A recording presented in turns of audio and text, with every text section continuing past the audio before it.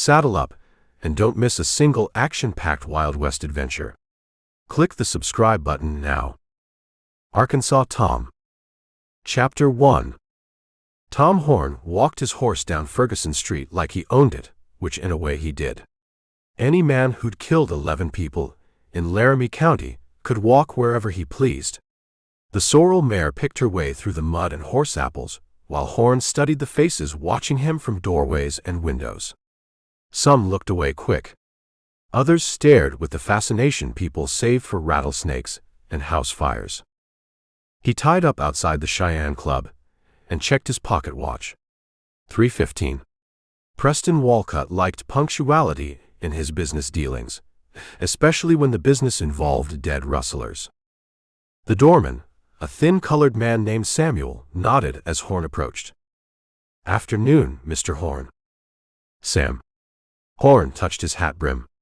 "Walcott in." "Waiting on you in the back room, sir." Horn's spurs rang against the polished floors. The Cheyenne Club smelled like leather and cigars and money. Cattle money mostly, though some silver and railroad cash mixed in. Men in tailored suits glanced up from their newspapers and whiskey, their conversations dropping to murmurs when he passed. Walcott sat alone at a round table near the window, counting bills.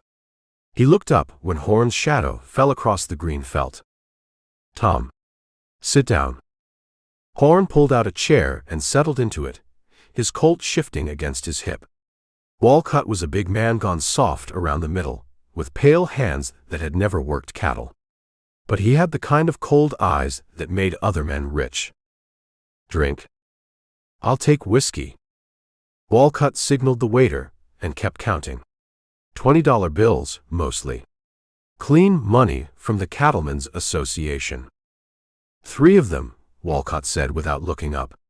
"Just like you said there'd be." "Found them at Bordeaux Creek." "Had been running your stock up toward the hole-in-the-wall country." Horn accepted the whiskey glass and rolled it between his palms. 2 were carrying running irons. The third had your brand in his saddlebags. "You left the markers?" 2 stones. Stacked neat." Walcott nodded and pushed $1,500 across the table. $500 each. As agreed. Horn counted the bills once, then folded them into his vest pocket. "You want details?" "I want them to stay dead." "They're not getting any deader." Walcott finally looked up from his money. The Pinkerton man was asking questions around town yesterday. LaFurs, I think his name was. "I heard." "You worried?" Horn sipped his whiskey. It was good whiskey, aged stuff that probably cost more than most men made in a month. "Dead rustlers can't testify. Neither can witnesses." The words hung between them like smoke. Horn set down his glass and studied Walcott's face. The rancher was testing him, seeing how far the hired gun would go. "I kill rustlers," Horn said. "Not lawmen. Even lawmen who might cause problems. Especially lawmen who might cause problems." Horn finished his whiskey and stood. "A dead detective brings federal marshals. Federal marshals bring cavalry. Cavalry brings reporters from back east asking uncomfortable questions about range wars." Walcott smiled for the first time since Horn arrived. "Smart man. Smart enough to stay alive." Speaking of which, Walcott reached into his coat and pulled out a telegram. "Got this from a rancher south of here. Kells nickel. He's losing stock too." Horn took the telegram and read it. Standard complaint. Cattle disappearing, suspected rustlers request for assistance. What interested him was the offer at the bottom. $1,000 for results. "Double your usual rate," Walcott said. "Why?" "Nickel's desperate. His ranch borders homestead country. Lot of sodbusters down there with hungry families and flexible morals." Horn refolded the telegram. "How well you know this Nickel?" "Well enough. He's got a spread near Iron Mountain. Runs about 3,000 head. Good man in a fight, from what I hear." Family. Wife and a boy. Teenage son, I think. Horn nodded. Families complicated things, but they also provided leverage. A man with people to protect made different choices than a man alone. When's he expect an answer? Soon as possible. Winter's coming, and he can't afford to lose more stock. Through the window, Horn watched a freight wagon lumber past, its wheels throwing mud. Two women in long coats hurried along the boardwalk, their faces turned away from the wind. Normal people living normal lives, unaware that men like Horn and Walcott decided who lived and died based on cattle prices and property lines. "I'll ride down tomorrow," Horn said. "Good." Walcott stood and extended his hand. "Always a pleasure doing business with you, Tom." Horn shook the offered hand. Walcott's grip was firm but soft, like his life. No calluses, no scars, no permanent stains under the fingernails from powder burns and blood. "One more thing," Walcott said as Horn turned to leave. "Nickel's wife is supposed to be quite attractive." Horn paused. "That relevant to the job?" "Might be. Some men let their thinking get cloudy around a pretty woman." "My thinking's never been clearer." Horn walked back through the club, past the rich men and their quiet conversations. Outside, the wind had picked up, and clouds were building over the mountains. Snow weather. By Christmas, the high country would be white, and the rustlers would hole up until spring. But that was months away, and men would die before the first blizzard hit. He untied his mare and swung into the saddle, the leather creaking under his weight. The money in his vest pocket felt warm against his chest. $1,500 for 3 lives. Some folks worked a year for that kind of money, breaking their backs on farms or in mines. Horn earned it in a morning with 3 rifle shots. The mare picked her way down Ferguson Street, while Horn planned his route to the nickel place. He'd follow the railroad south to Iron Mountain, then cut west toward the homestead country. Good hunting ground down there, plenty of cover and clear shooting lanes. The kind of country where a careful man could work without interruption. Behind him, the Cheyenne Club settled back into its quiet routine. Rich men making deals, counting money, deciding the fate of lesser men over whiskey and cigars. It was a system that worked, as long as men like Tom Horn existed to enforce it. The business of death, he'd heard someone call it once. Horn preferred to think of it as problem-solving. Some problems required diplomacy, others required money. But some problems required bullets, and that's where men like Horn came in. Clean, efficient, permanent solutions to complicated problems. He rode south through the growing dusk, his shadow stretching long behind him on the muddy street. Chapter 2. You're the man who leaves stones on bodies. Kells Nichols said it like he was discussing the weather. He stood on his porch, holding a cup of coffee, watching Horn tie up his mare at the hitching post. The rancher was younger than Horn expected, maybe 35, with the kind of lean build that came from working cattle instead of just owning them. "I'm the man you sent for." Horn climbed the porch steps, his spurs clicking against the wood. "Tom Horn." "Figured as much." "Coffee." "I'll take some." Nickel disappeared inside and returned with another cup. The coffee was strong and bitter, the way working men liked it. Horn studied the ranch while he drank. Well-maintained buildings, good horse stock in the corral, decent-sized house for this part of the country. Nickel was doing all right, or had been until the rustling started. "How many head you missing?" Horn asked. 150, maybe 200. Hard to get an exact count, with them scattered across 3 sections. "That's a lot of beef." "More than I can afford to lose." Nickel leaned against the porch railing. "Especially with winter feed to buy, and a mortgage payment due in January." Horn nodded. A desperate man made the best kind of client. Desperate men paid well, and asked fewer questions about methods. "Who's taking them?" "Homesteaders, mostly. Sod busters who ran out of money and got hungry." Nickel spit over the railing. Some of them are good people who made bad choices.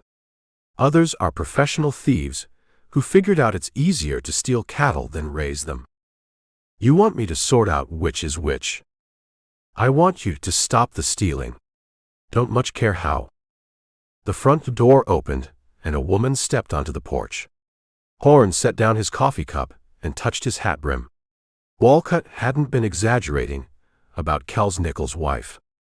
Glendelene Nickel was maybe 25, with dark hair pinned up and the kind of figure that made men forget their manners. She wore a blue dress that probably came from Denver, not some frontier seamstress. Her eyes were green and sharp, taking Horn's measure the same way he was taking hers. "Glenn, this is Tom Horn," Nickel said. "Horn, my wife." "Ma'am." Horn nodded. "Mr. Horn."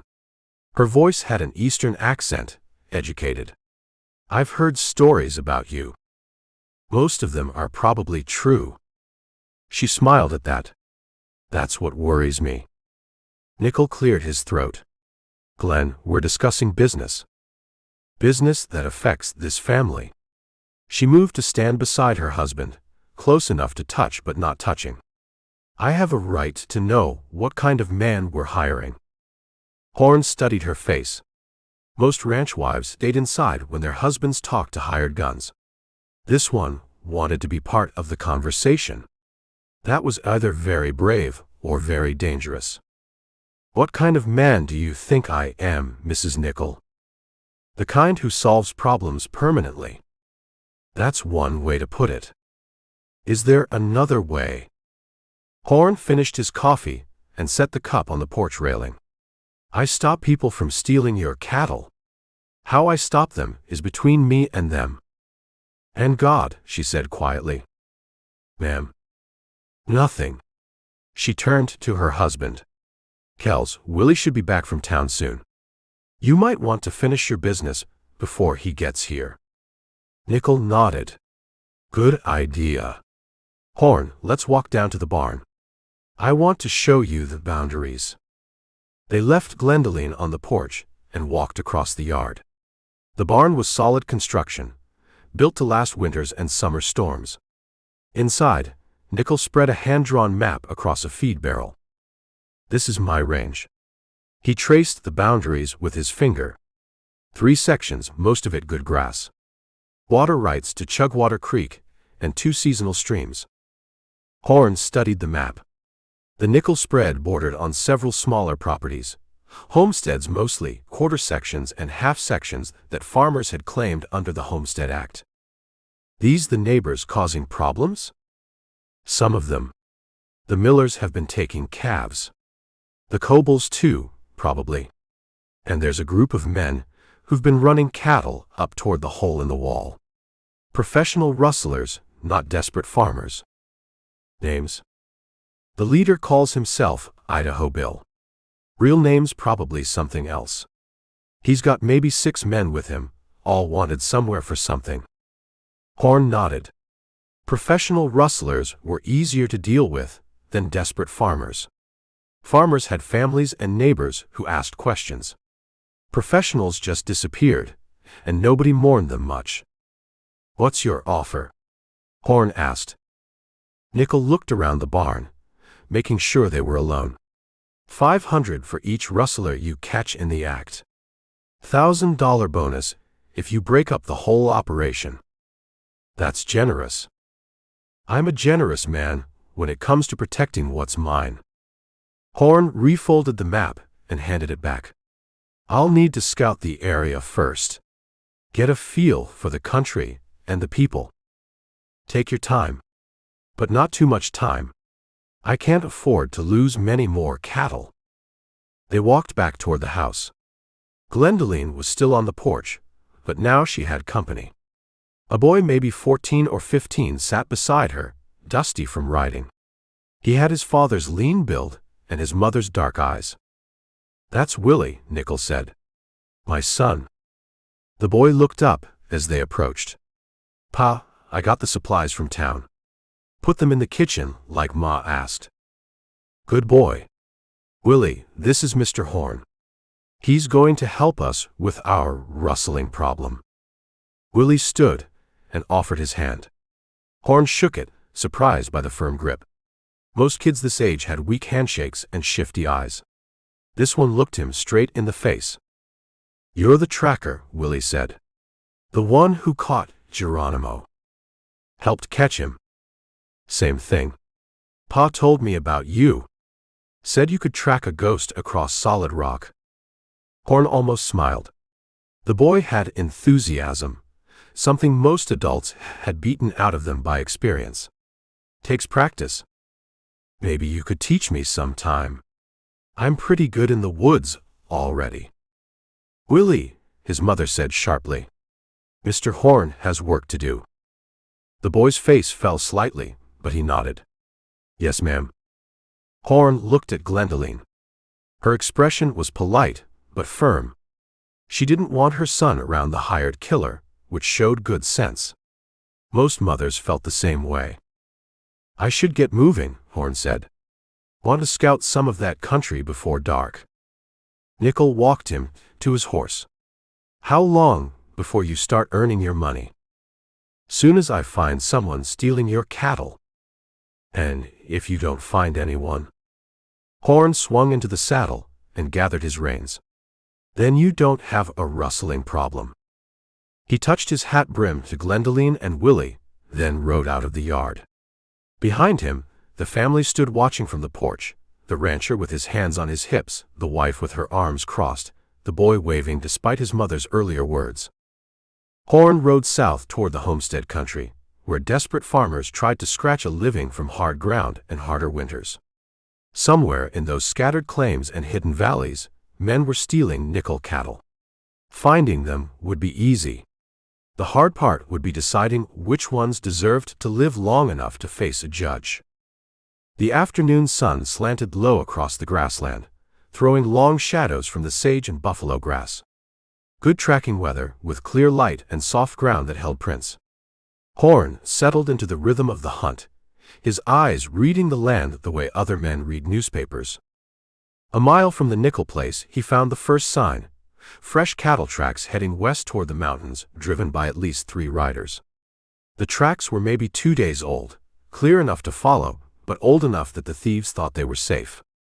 Horn smiled and urged his mare into a trot. Chapter 3. "You find him?" The voice was young and too close. Horn didn't flinch, didn't look up from the hoof prints he was studying. He'd known the boy was following him for the last half-mile. The kid rode with good intentions, but his horse made too much noise in the brush. "What are you doing here, Willie?" Willie Nickel swung down from his pony, landing with a soft thud in the grama grass. "Pa said you were scouting. I thought maybe I could help." "You can help by going home." Horn pointed a gloved finger at a scuffed patch of dirt inside one of the prints. "See that? The shoe on this horse is loose. Slips with every step. A professional would have fixed that before he rode out. Or stolen a better horse." The boy hunkered down, his eyes wide with interest, forgetting he'd just been told to leave. "How can you tell it's loose? It just looks like a hoof print to me." "It's not just a print. It's a story." Horn stood up, his gaze sweeping over the landscape ahead. The tracks led toward a series of low scrub-covered buttes. "This one tells me they're amateurs. 3 of them. Riding tired horses and pushing the cattle too hard. They're not trying to cover their trail because they don't know how. Or they're too scared to take the time. So they're homesteaders? Like Pa said." "Likely." Horn walked back to his mare. The sun was warm on his back, the air clean. It was a good day for a hunt, a bad day for the hunted. "Your father pay you to ask questions?" Willie's face flushed. "No, sir. I want to learn how to read sign like you do." Horn looked at the boy. 14 years old and full of fire, with a hunger to know things that couldn't be learned in a schoolhouse. He remembered being that age, trailing Apache warriors through the Arizona mountains, learning how a turned stone or a broken twig could mean the difference between life and an arrow in the throat. Reading sign isn't a parlor trick, kid. It's about seeing what's there and what isn't. Most people look, but they don't see. He swung into the saddle. You want to learn, you keep your mouth shut and your eyes open. And you do exactly what I say when I say it. Understood. Willie beamed, nodding so hard his hat nearly fell off. Yes, sir. I understand. Then get on your horse and ride quiet. They followed the trail for another hour, moving at a steady walk. Horn set a pace that didn't tax the horses, his eyes constantly scanning, missing nothing. He pointed out a place where one of the riders had dismounted to relieve himself, another where a canteen had likely leaked, leaving a dark patch on the sandy soil. Small things. Details that painted a picture of men in a hurry, men who weren't comfortable with what they were doing. They're not heading for the hole in the wall, Horn said, more to himself than to the boy. They're circling back south. Toward the homestead claims, Willie whispered, remembering to keep his voice down. That's right. The trail led them into a shallow canyon, the walls dotted with juniper and pinon pine. The ground here was rockier, the tracks harder to follow, but Horn moved with an unhurried confidence. He was in his element, a world of subtle clues invisible to most men. He saw where a steer had tried to break from the small herd and been hazed back by a rider whose horse threw a stone, leaving a white scar on the red rock. They came around a bend, and Horn pulled his mare to a sudden halt, holding up a hand. Willie stopped behind him, his eyes searching the terrain ahead. What is it? The boy breathed. Horn didn't answer. He dismounted, pulling his Winchester from its scabbard. He motioned for Willie to stay put, then moved forward on foot, silent as smoke. He crept to the edge of a rocky outcrop and peered over. Below them, in a small sheltered basin, was a homestead. It wasn't much. A sod-roofed dugout built into the side of a hill, a sagging corral made of juniper posts and wire, and a vegetable patch that looked half dead. A thin woman, in a faded calico dress, was throwing feed to a handful of chickens. In the corral were 5 steers. Horn recognized the nickel brand on their flanks. They were bunched together, nervous, apart from a sway-backed milk cow and a calf that were chewing their cud peacefully. Is that them? Willie had disobeyed orders and crept up beside him. His voice was a bare whisper. Horn gave the boy a hard look but said nothing. His attention was on the man who had just come out of the dugout. He was tall and stoop-shouldered, with a face that looked 10 years older than the rest of him. He moved like a man whose bones ached, his shoulders slumped in defeat. He walked to the corral and leaned on the top rail, staring at the stolen cattle, not with triumph, but with a kind of weary desperation. This wasn't Idaho Bill and his gang of professionals. This was Jim Miller. Horn remembered the name from the map Nickel had shown him. A farmer with a quarter section of bad land, and from the looks of it, a world of trouble. The woman came and stood beside him. They didn't speak, just stood there looking at the 5 steers that represented a winter's worth of meat and maybe enough cash to keep from starving. A moment later, 2 small children, a boy and a girl, ran out of the dugout and chased a chicken around the dusty yard, their laughter echoing faintly up to the ridge. Horn had seen enough. This wasn't a job for a stock detective. It was a job for a rifle. But something in the scene below, the tired man, the worried woman, the laughing children, gave him pause. The $1,500 from Walcott felt heavy in his vest, but the 1,000 Nickel had promised felt different. Dirt here. He backed away from the ledge, melting into the shadows of the junipers. Willie followed, his face a mixture of excitement and confusion. What are you going to do? Willie asked. My job. Horn's voice was flat, devoid of emotion. You're going to go home. Now. But. Did you understand what I said earlier? Horn's eyes were cold as chips of winter ice. Mouth shut, eyes open. You didn't see anything here today. You didn't see those cattle, and you didn't see me. You tell your father you got tired of riding and came home. You say one word about this to him or your mother or anyone else, and you'll regret it. Am I clear?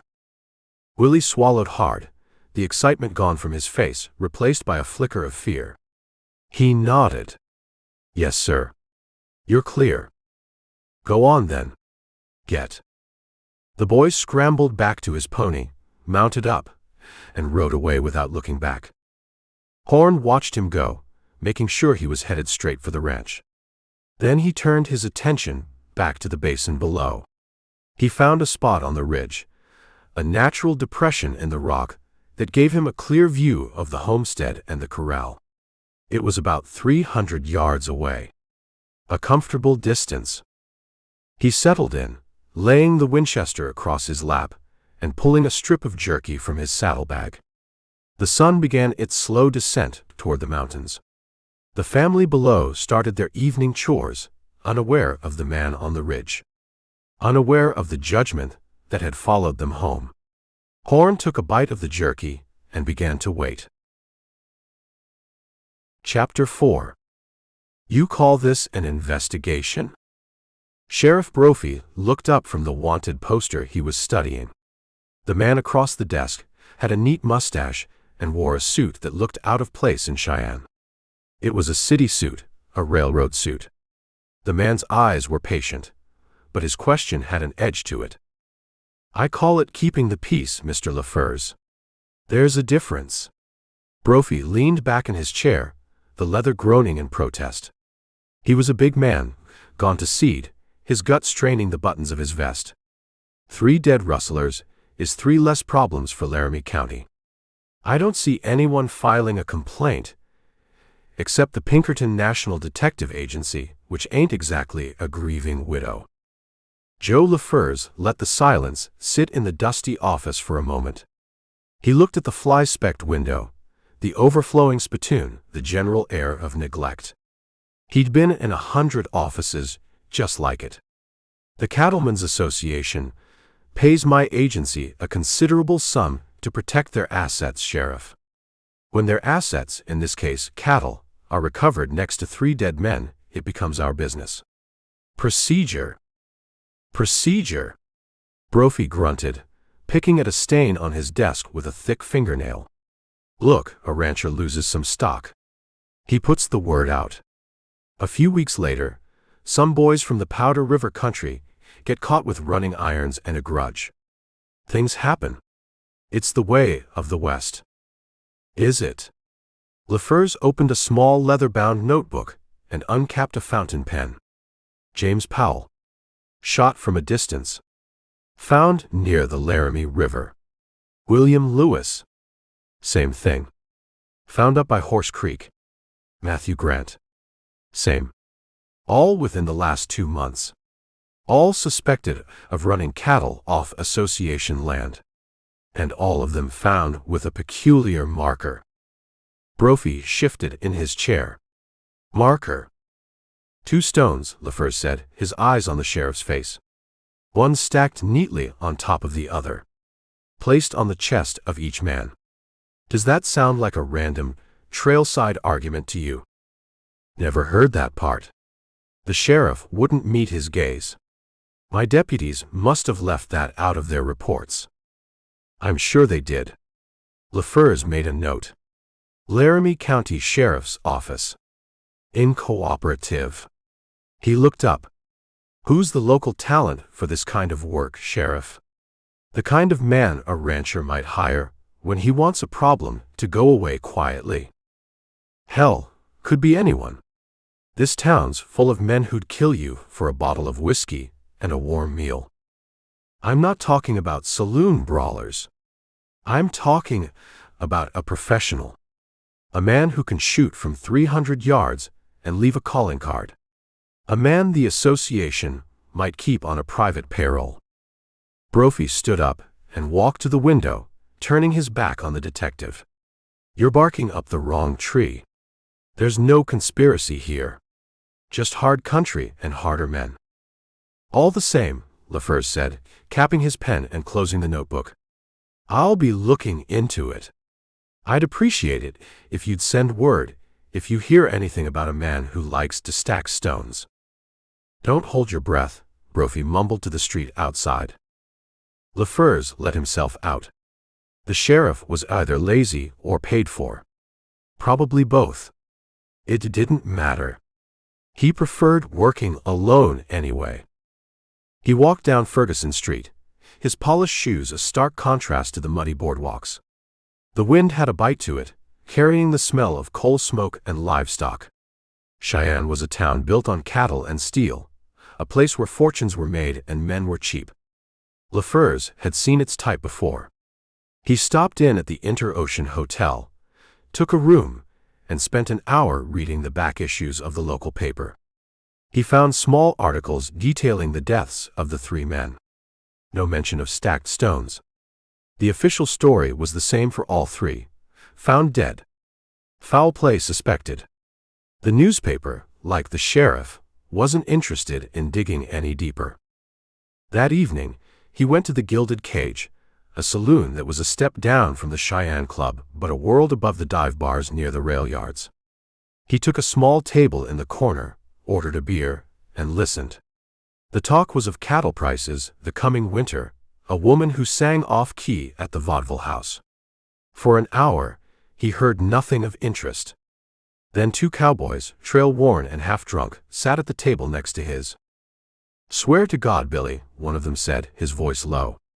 "Found him myself. Layin' in a dry wash north of the nickel place. 2 rocks on his chest, just like they say." "The Cairn Killer," the other one whispered, the name sounding both fearful and thrilling. "That makes 4, don't it?" "5, if you count that fella they found near the Platte last spring." "It's him. It's got to be. The one they call Horn." LaFers didn't move, didn't so much as blink. He took a slow sip of his beer, his ears straining to catch the rest. "Tom Horn? I thought he was down in Arizona." "He's back. Walcott brought him back. Paying him $500 a head to clean out the rustlers. That's the word, anyway." LaFers finished his beer, left a nickel on the table, and walked out into the cold night air. The Cairn Killer. A name. A signature. And a client. Preston Walcott. The next afternoon, dressed in his best suit, LaFers presented his card at the Cheyenne Club. The doorman looked him up and down, but the Pinkerton name worked like a key. He was shown into the main room, a sanctuary of plush leather, dark wood, and quiet money. He found Preston Walcott sitting by the window, a glass of brandy in his hand. "Mr. Walcott," LaFers said, approaching the table. "Joe LaFers, Pinkerton Agency." Walcott looked up, his eyes cold and assessing. "I know who you are. What do you want?" "A moment of your time. I'm investigating some recent deaths in the area. Men suspected of stealing from your members." "A laudable goal." Walcott swirled his brandy. "What's it got to do with me?" "The men who are dying are your problem. Or they were. Now they're someone else's. I find that to be a tidy coincidence." Walcott smiled, a thin, humorless expression. "This is a big country, Mr. LaFers. Coincidences happen every day. Men die. Cattle wander off. It's the natural order of things." "Is it?" LaFers pulled the small notebook from his pocket. "Tell me about Tom Horn." The smile vanished from Walcott's face. For the first time, a flicker of something, annoyance, caution, showed in his eyes. "He's a stockman. Hired hand. Breaks horses. I hear he breaks other things too. I hear he's very good at his job. And I hear his job involves leaving stone markers on the men he kills." Walcott placed his glass down with a precise click. "You're a long way from Chicago, Mr. LaFers. The rules are different out here. You'd do well to remember that." Some things are best left alone. My agency is paid to not leave things alone. It's a matter of procedure. Then perhaps your agency should reconsider its procedures. Walcott's voice was soft, but the threat was unmistakable. It was a pleasure meeting you. It was a dismissal. LaFurs nodded politely. And you, Mr. Walcott. He walked out of the club, the eyes of the cattle barons following him. He had what he came for. Walcott was involved. The name Tom Horn was the key. And the whispers about a cairn killer were more than just saloon gossip. Back in his hotel room, LaFurs laid out his notebook on the small desk. He had a list of the dead, a signature, a powerful man trying to hide something, and a name. He drew a line connecting Walcott to Horn. He drew another line from Horn to Two Stones. The case was taking shape. It wasn't about stolen cattle anymore. It was about murder for hire. He stood and walked to the window, looking down at the gaslit street. He was hunting a man who was, in his own way, a professional. A ghost who moved through the range, delivered death from a distance, and vanished. LaFurs knew it wouldn't be easy. Men like Horn didn't leave trails of evidence. They left bodies. To catch a man like that, you couldn't just follow the tracks. You had to get inside his head. You had to understand why he did it, what drove him. He turned from the window. He took his Colt Peacemaker from his travel bag, broke it down on the desk, and began to clean it with meticulous, practiced motions. Chapter 5. The sun bled out across the horizon, painting the underside of the clouds in shades of rust and violet. Down in the basin, a lamp flickered to life in the window of the dugout. The man Miller was chopping wood, the rhythmic thunk of the axe carrying up to the ridge. Each strike was slow, tired. A man doing a job he had no love for. Horn shifted his weight, the rock beneath him cold through his trousers. He wasn't in a hurry. The waiting was part of it. The waiting was where you got to know a man, even from 300 yards away. You watched the slump of his shoulders, the way he favored a leg, the way his wife came to the door and watched him, her hands twisting in her apron. You learned his habits. You learned his heart. The smell of the high plains, sage and dry dust, reminded him of another place. A place with more rock and less grass, where the sun was a hammer and the only shade came from buzzards circling overhead. Arizona. He'd been 19, but he looked older. The army paid him to find Chiricahua who didn't want to be found. They gave him a mule, a sack of hardtack, and pointed him toward the mountains. The man they gave him to learn from wasn't a soldier. He was a prisoner. An old Apache scout named Talking Crow, who'd agreed to track his own people in exchange for tobacco and the promise of a quiet death in his own bed instead of at the end of a rope. You look with your soldier eyes, the old man had told him, his voice like stones grinding together. They were hunkered down, watching a trail that looked empty to Horn. You see dirt. You see rocks. You see nothing. What do you see? Horn had asked. Talking Crow didn't answer. He just pointed with his chin. Horn stared until his eyes burned, until the landscape started to shimmer in the heat. Then he saw it. A single dark feather, caught on a sprig of greasewood 100 yards away. It wasn't from a hawk or an eagle. It was a prayer feather from a medicine man's pouch. They passed this morning, the old man said. 3 warriors. One is sick. He leans on his brother. They move slow. They think you are not close. How do you know all that from one feather? The feather is not the story. The feather is the word that tells you where the story begins. Talking Crow stood, his movements fluid, ancient. The story is in the ground. He led Horn to a patch of sand no bigger than a saddle blanket. To Horn, it was just sand. To Talking Crow, it was a newspaper. He knelt, his dark, wrinkled finger hovering over a series of faint impressions. Here, he said. The sick one stumbled. The brother caught him. See how the moccasin print is deep on one side. He put his weight on his friend. And here. The finger moved. The third man stopped. He looked back. He is impatient. He is young. He leaves a sharp track because he has fire in his legs. For 3 months, that was Horn's school. The classroom was the Dragoon Mountains. The teacher an old man who spoke in riddles that weren't riddles at all. Horn learned that a man walking into the sun squints, and a man walking away from it leaves a longer shadow.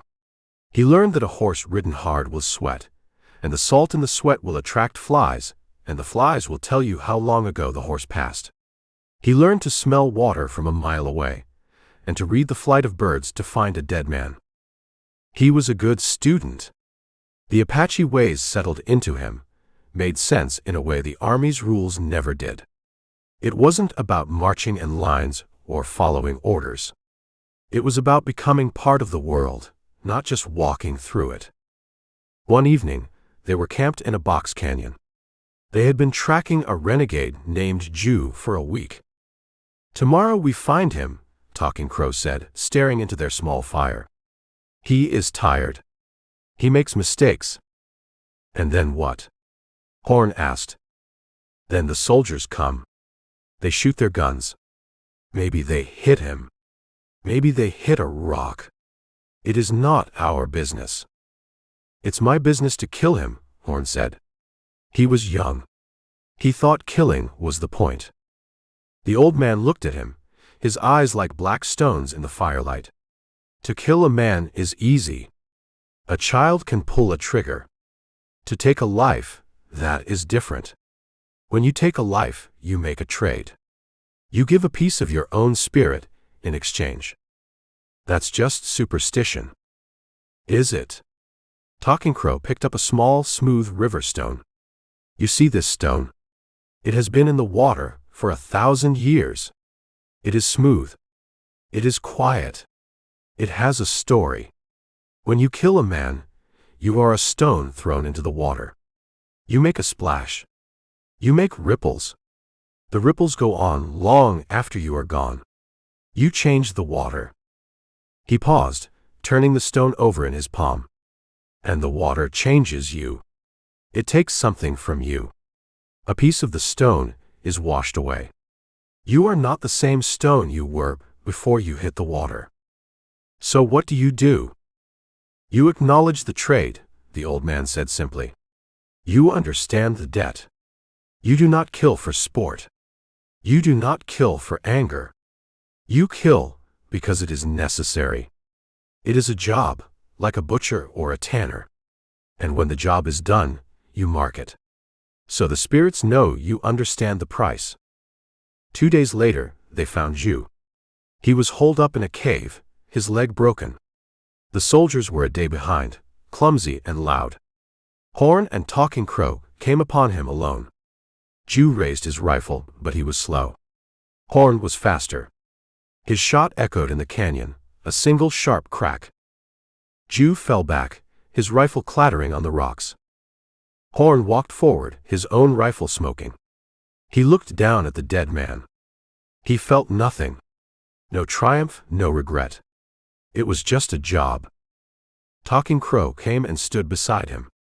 He looked at Jew, then at Horn. He didn't say a word. He simply bent down, picked up a flat gray stone, and placed it on the dead man's chest. Then he picked up another, smaller stone, and placed it on top of the first. He looked at Horn. Now the spirits know, he said. The debt is marked. A coyote yipped somewhere in the darkness, pulling Horn from the memory. Back to Wyoming. The air was colder now. The lamp, in the dugout window, cast a lonely yellow square onto the hard-packed dirt. Miller had finished with the axe. He was carrying the wood inside. Horn pushed the memory away. It was from another life. The old man was long dead, the desert 1,000 miles away. But the lesson remained. The debt is marked. He had marked 3 for Walcott. Now he would mark 1 for Nickel. It was the same job, just a different boss. He didn't think about spirits anymore. He thought about the $500. It was cleaner that way. He raised the Winchester, the stock cool and familiar against his cheek. He found the dugout door in his sights. He waited for the man to come back out, to step into the lamplight one last time. Chapter 6. It ain't right, Sarah. The man's voice was a low murmur from inside the dugout, strained enough to carry up the ridge to where Horn lay watching. We can't keep 'em. We ain't thieves. A woman's voice answered, softer, but with a raw edge of desperation. And we ain't eating either, Jim. Not since the hail took the corn. What are we supposed to do? What am I supposed to tell the children when their bellies are empty? Something. We'll figure something out. We always do. No, the woman said, and her voice was flat now, all the hope worn out of it. You always say that. But this time's different. This time, there's nothing left to figure. Horn shifted, the gritty rock pressing into his elbows. He didn't want to hear it. It was just noise. It had nothing to do with the job. The job was the 5 steers in the corral with Kel's Nichols brand on their hides. The job was the man who put them there. The rest was smoke. He'd been waiting for 2 hours. The sun was long gone, and a sliver of moon gave just enough light to turn the landscape into shades of charcoal and ink. The lamp in the dugout window was a warm yellow eye in the darkness. It made the place look almost cozy, which Horn knew it wasn't. It was a hole in the ground. A place to keep from freezing in the winter and baking in the summer. A place to starve in, slow and quiet. He watched the silhouettes move past the window. The man, Jim Miller, paced back and forth.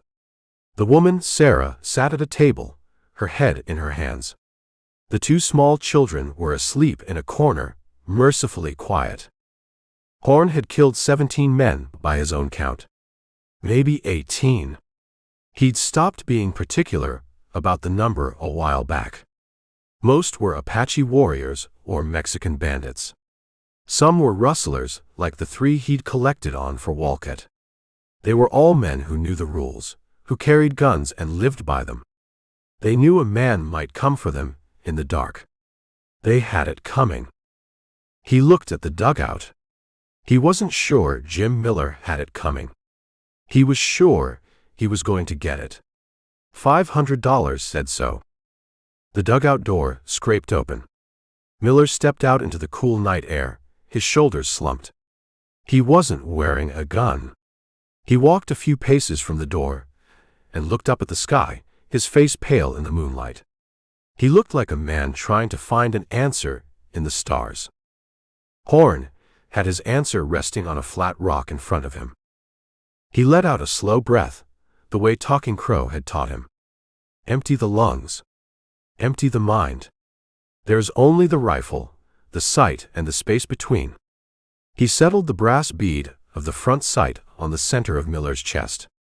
The distance was easy. The target was still. He squeezed the trigger. The crack of the Winchester was sharp and final, slapping against the canyon walls and echoing back once, twice before dying. Miller grunted, a soft surprise sound, as if he'd been punched. He stood for a second, a dark stain blossoming on his shirt. Then his knees gave out, and he folded, collapsing into the dust without a sound. A beat of silence. Then a scream from inside the dugout. A raw, animal sound of pure terror and grief.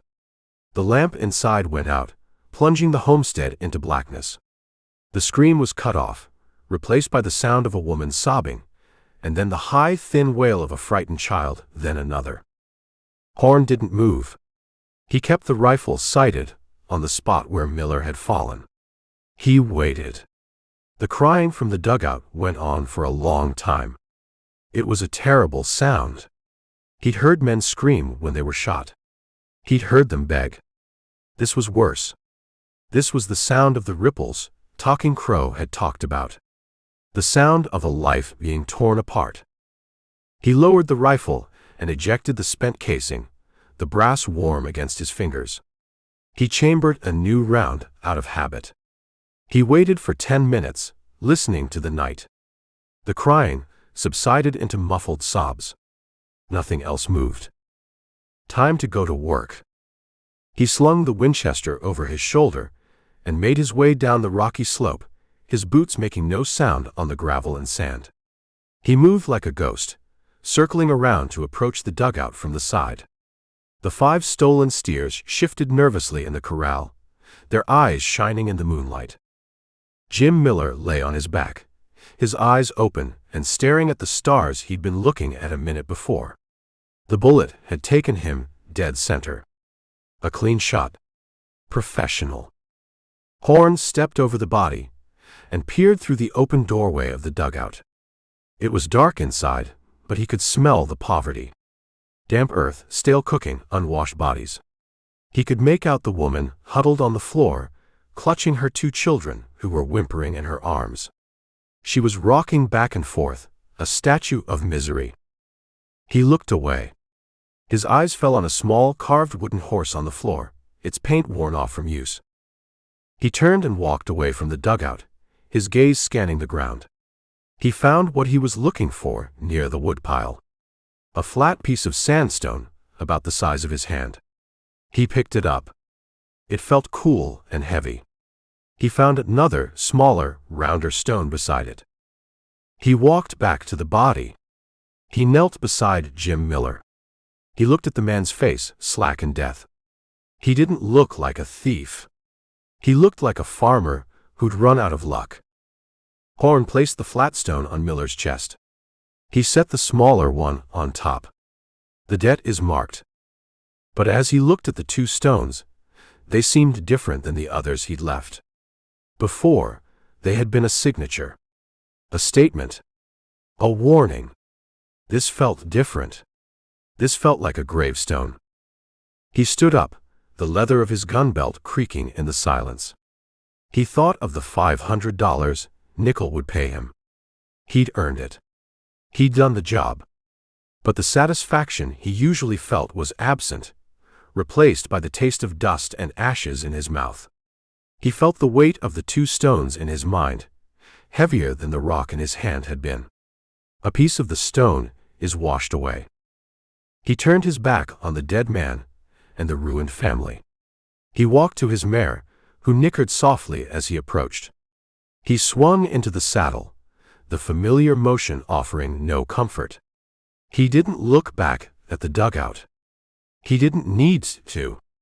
The image of the woman and her children, the worn wooden horse on the dirt floor, was burned into his memory. He nudged the mare with his heels, urging her into a trot away from the quiet basin. The sooner he was back in Cheyenne with a bottle of whiskey, the better. He spurred the horse, pushing her faster, as if he could outrun the silence behind him. Chapter 7. He uses a Winchester. A .45-70, I heard. Shoots from so far off you're dead before you hear the crack. The voice came from a table of freighters, 2 tables over from where Horn sat nursing a whiskey. The saloon was called the Teton, a long, narrow room that smelled of stale beer, wet wool, and cheap perfume. It was the kind of place you went when you didn't want to be seen, which suited Horn just fine. That ain't the half of it, another man said, leaning forward over his beer, his voice dropping to a conspiratorial whisper. My cousin's wife's brother, he helps the undertaker. He said the man, Miller, he didn't have no face left.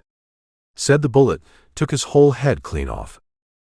Horn took a slow sip of his whiskey. It was cheap stuff, burned all the way down. He'd been in Cheyenne for 2 days, trying to drink away the image of a worn wooden horse on a dirt floor. It wasn't working. The $500 from Kell's nickel was folded in his pocket, but it felt different from Walcott's money. It felt heavy. Bull, a third man scoffed. A .45-70, don't do that. It makes a hole is all.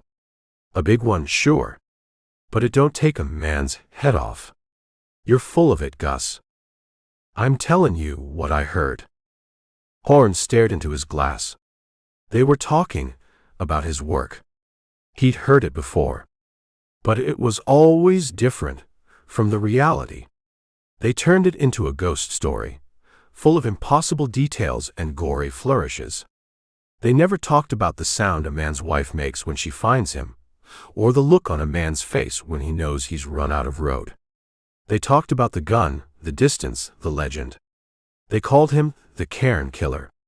It sounded like something from a dime novel. He signaled the bartender for another whiskey. The man brought the bottle over and poured, his eyes lingering on Horn for a second too long. The bartender knew who he was. Most of them did. They just didn't say it to his face. They served him his drinks, took his money, and let him be. A man who killed for a living was bad for business if you got on his wrong side. A man at the end of the bar, rail thin, and wearing a dusty coat that had seen better decades, cleared his throat. He hadn't spoken all night. "You're all wrong," the man said, his voice raspy. "It ain't about the gun. It's about the stones." The saloon went quiet. "He leaves 'em on the body," the man continued, looking at no one in particular. "Two of 'em. One on top of the other. It's a sign. A marker for the devil, so he knows which souls to collect." Horn felt a muscle twitch in his jaw. A marker for the devil. Talking Crow would have laughed at that. It wasn't for the devil. It was for the spirits. It was about acknowledging a debt. But this man, this whiskey-soaked prophet in a filthy coat, had twisted it into something ugly and cheap.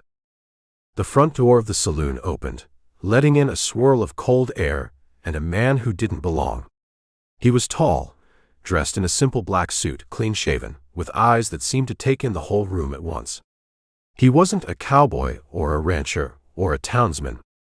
He had the look of a man who was just passing through, on his way to somewhere else. A traveling preacher, maybe. The man walked to the bar, not with a swagger, but with a quiet purpose. He ordered a glass of water. The bartender served him, looking suspicious. The preacher took a sip of water, then turned to face the room. He didn't raise his voice. He didn't have to. "I have been through this territory for a month," he said, his voice calm and clear, cutting through the low murmur of the saloon.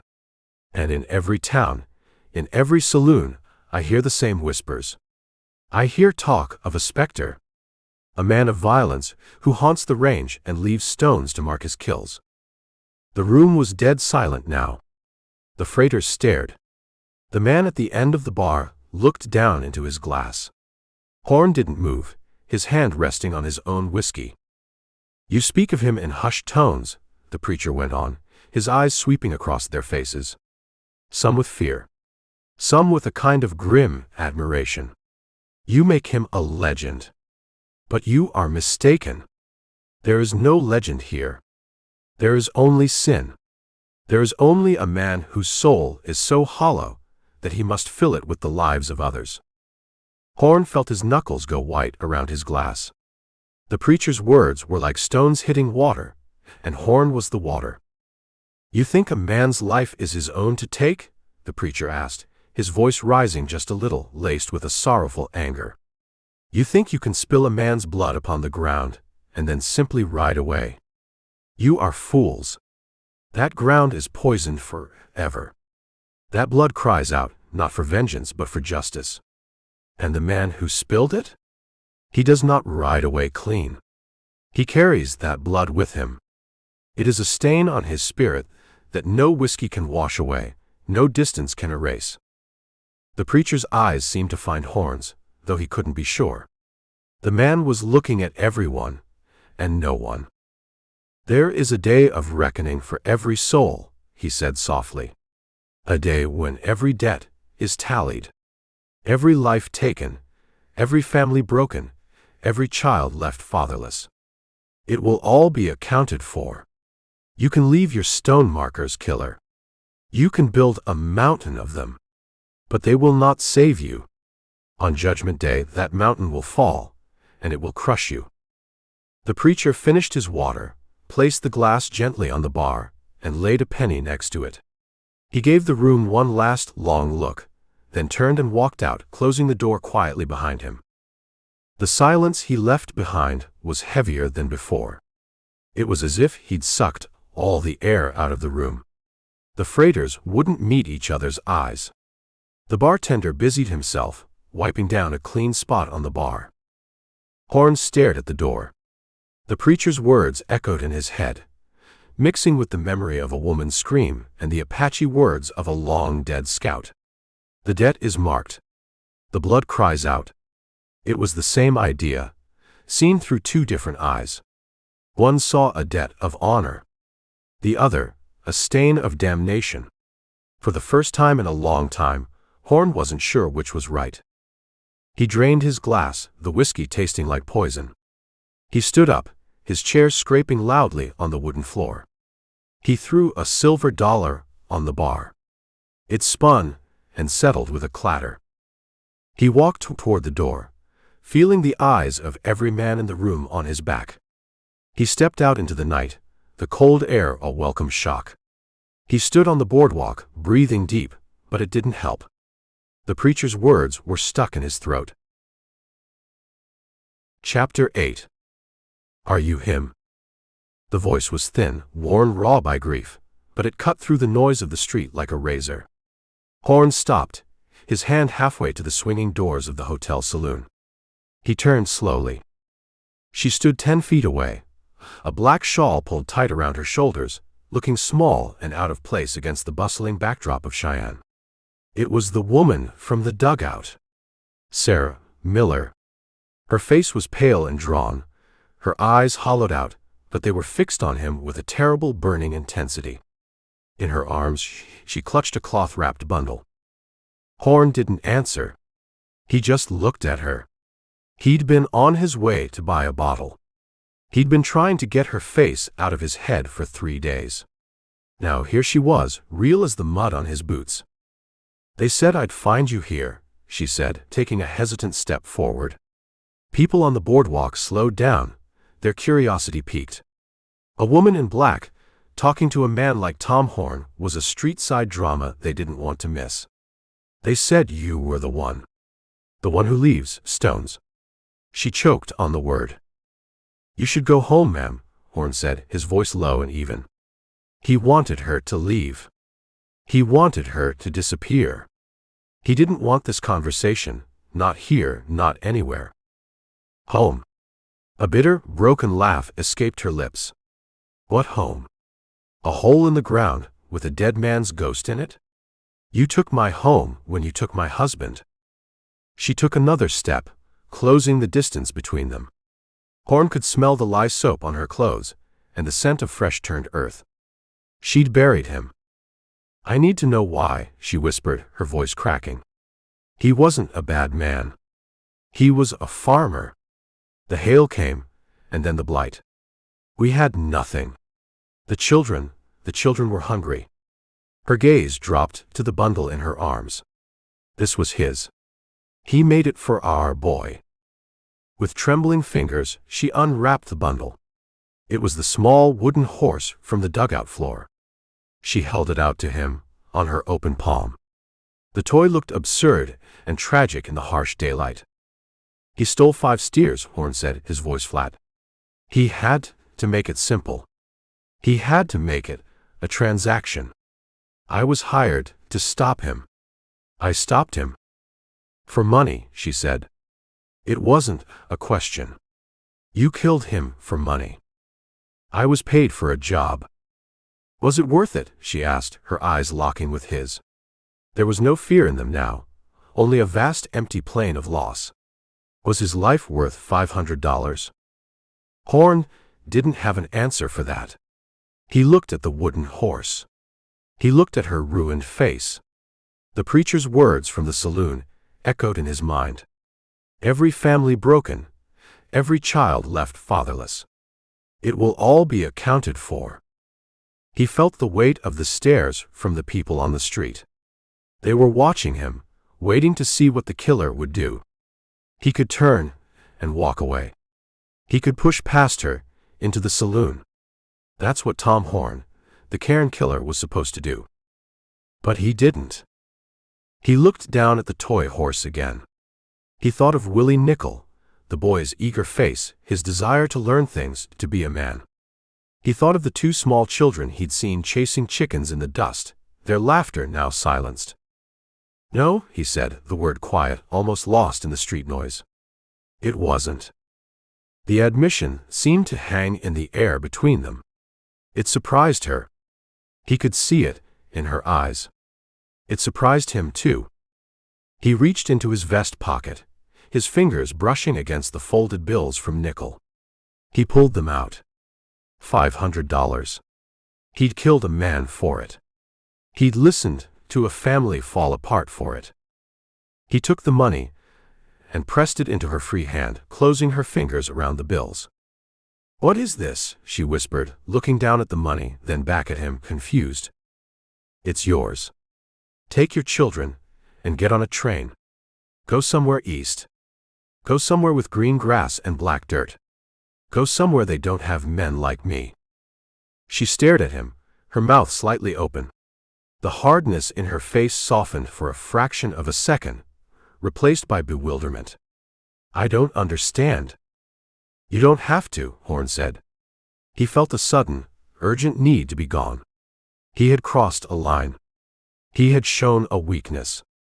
He had acknowledged a debt in a way that had nothing to do with stones. He turned from her without another word. He didn't want to see her face anymore. He didn't want to see the wooden horse.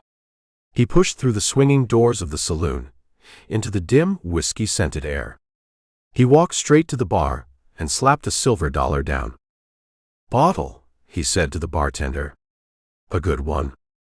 The bartender slid a bottle of rye and a clean glass across the bar. Horn poured a drink, his hand steady. He downed it in one go, the burn of familiar comfort. He poured another. Through the dirty window, he could see her still standing on the boardwalk, looking at the money in her hand. Then she slowly, carefully, rewrapped the wooden horse in its cloth, turned and walked away, disappearing into the crowd. Horn finished his second drink. The money was gone. The widow was gone. But nothing had changed. The image of her face was still there, right behind his eyes. And the whiskey wasn't working. It wasn't washing anything away. It was just making the stain clearer. He picked up the bottle and walked toward a table in the darkest corner of the room. Chapter 9. You saw them yourself. The stones? The undertaker's assistant, a young man with a perpetually nervous twitch and hands stained with things LaFurs didn't want to think about, nodded vigorously. "Yes, sir." Clear as day. On Mr. Miller's chest. "The sheriff, he told us to just, remove 'em. Said it was some kind of prank." Joe LaFurs sat opposite him in the back room of the mortuary, the air thick with the cloying scent of formaldehyde. He kept his notebook open on his knee.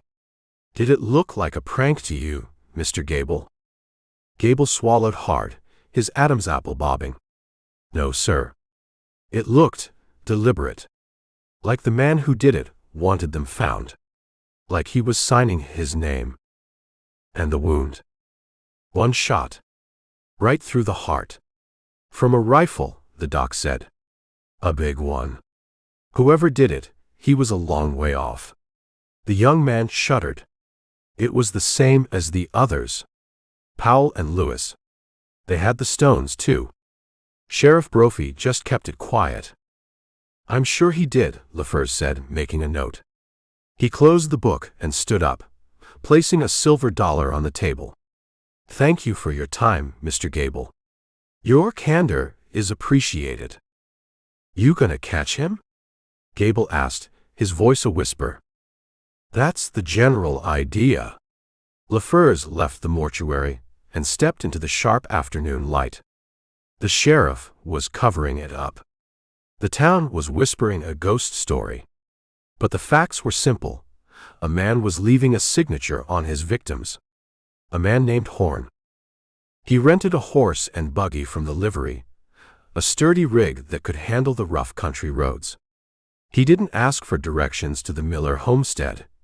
He'd already gotten them from the county clerk's office, along with a map of the local claims. He knew the Miller place bordered Kells Nichols Ranch.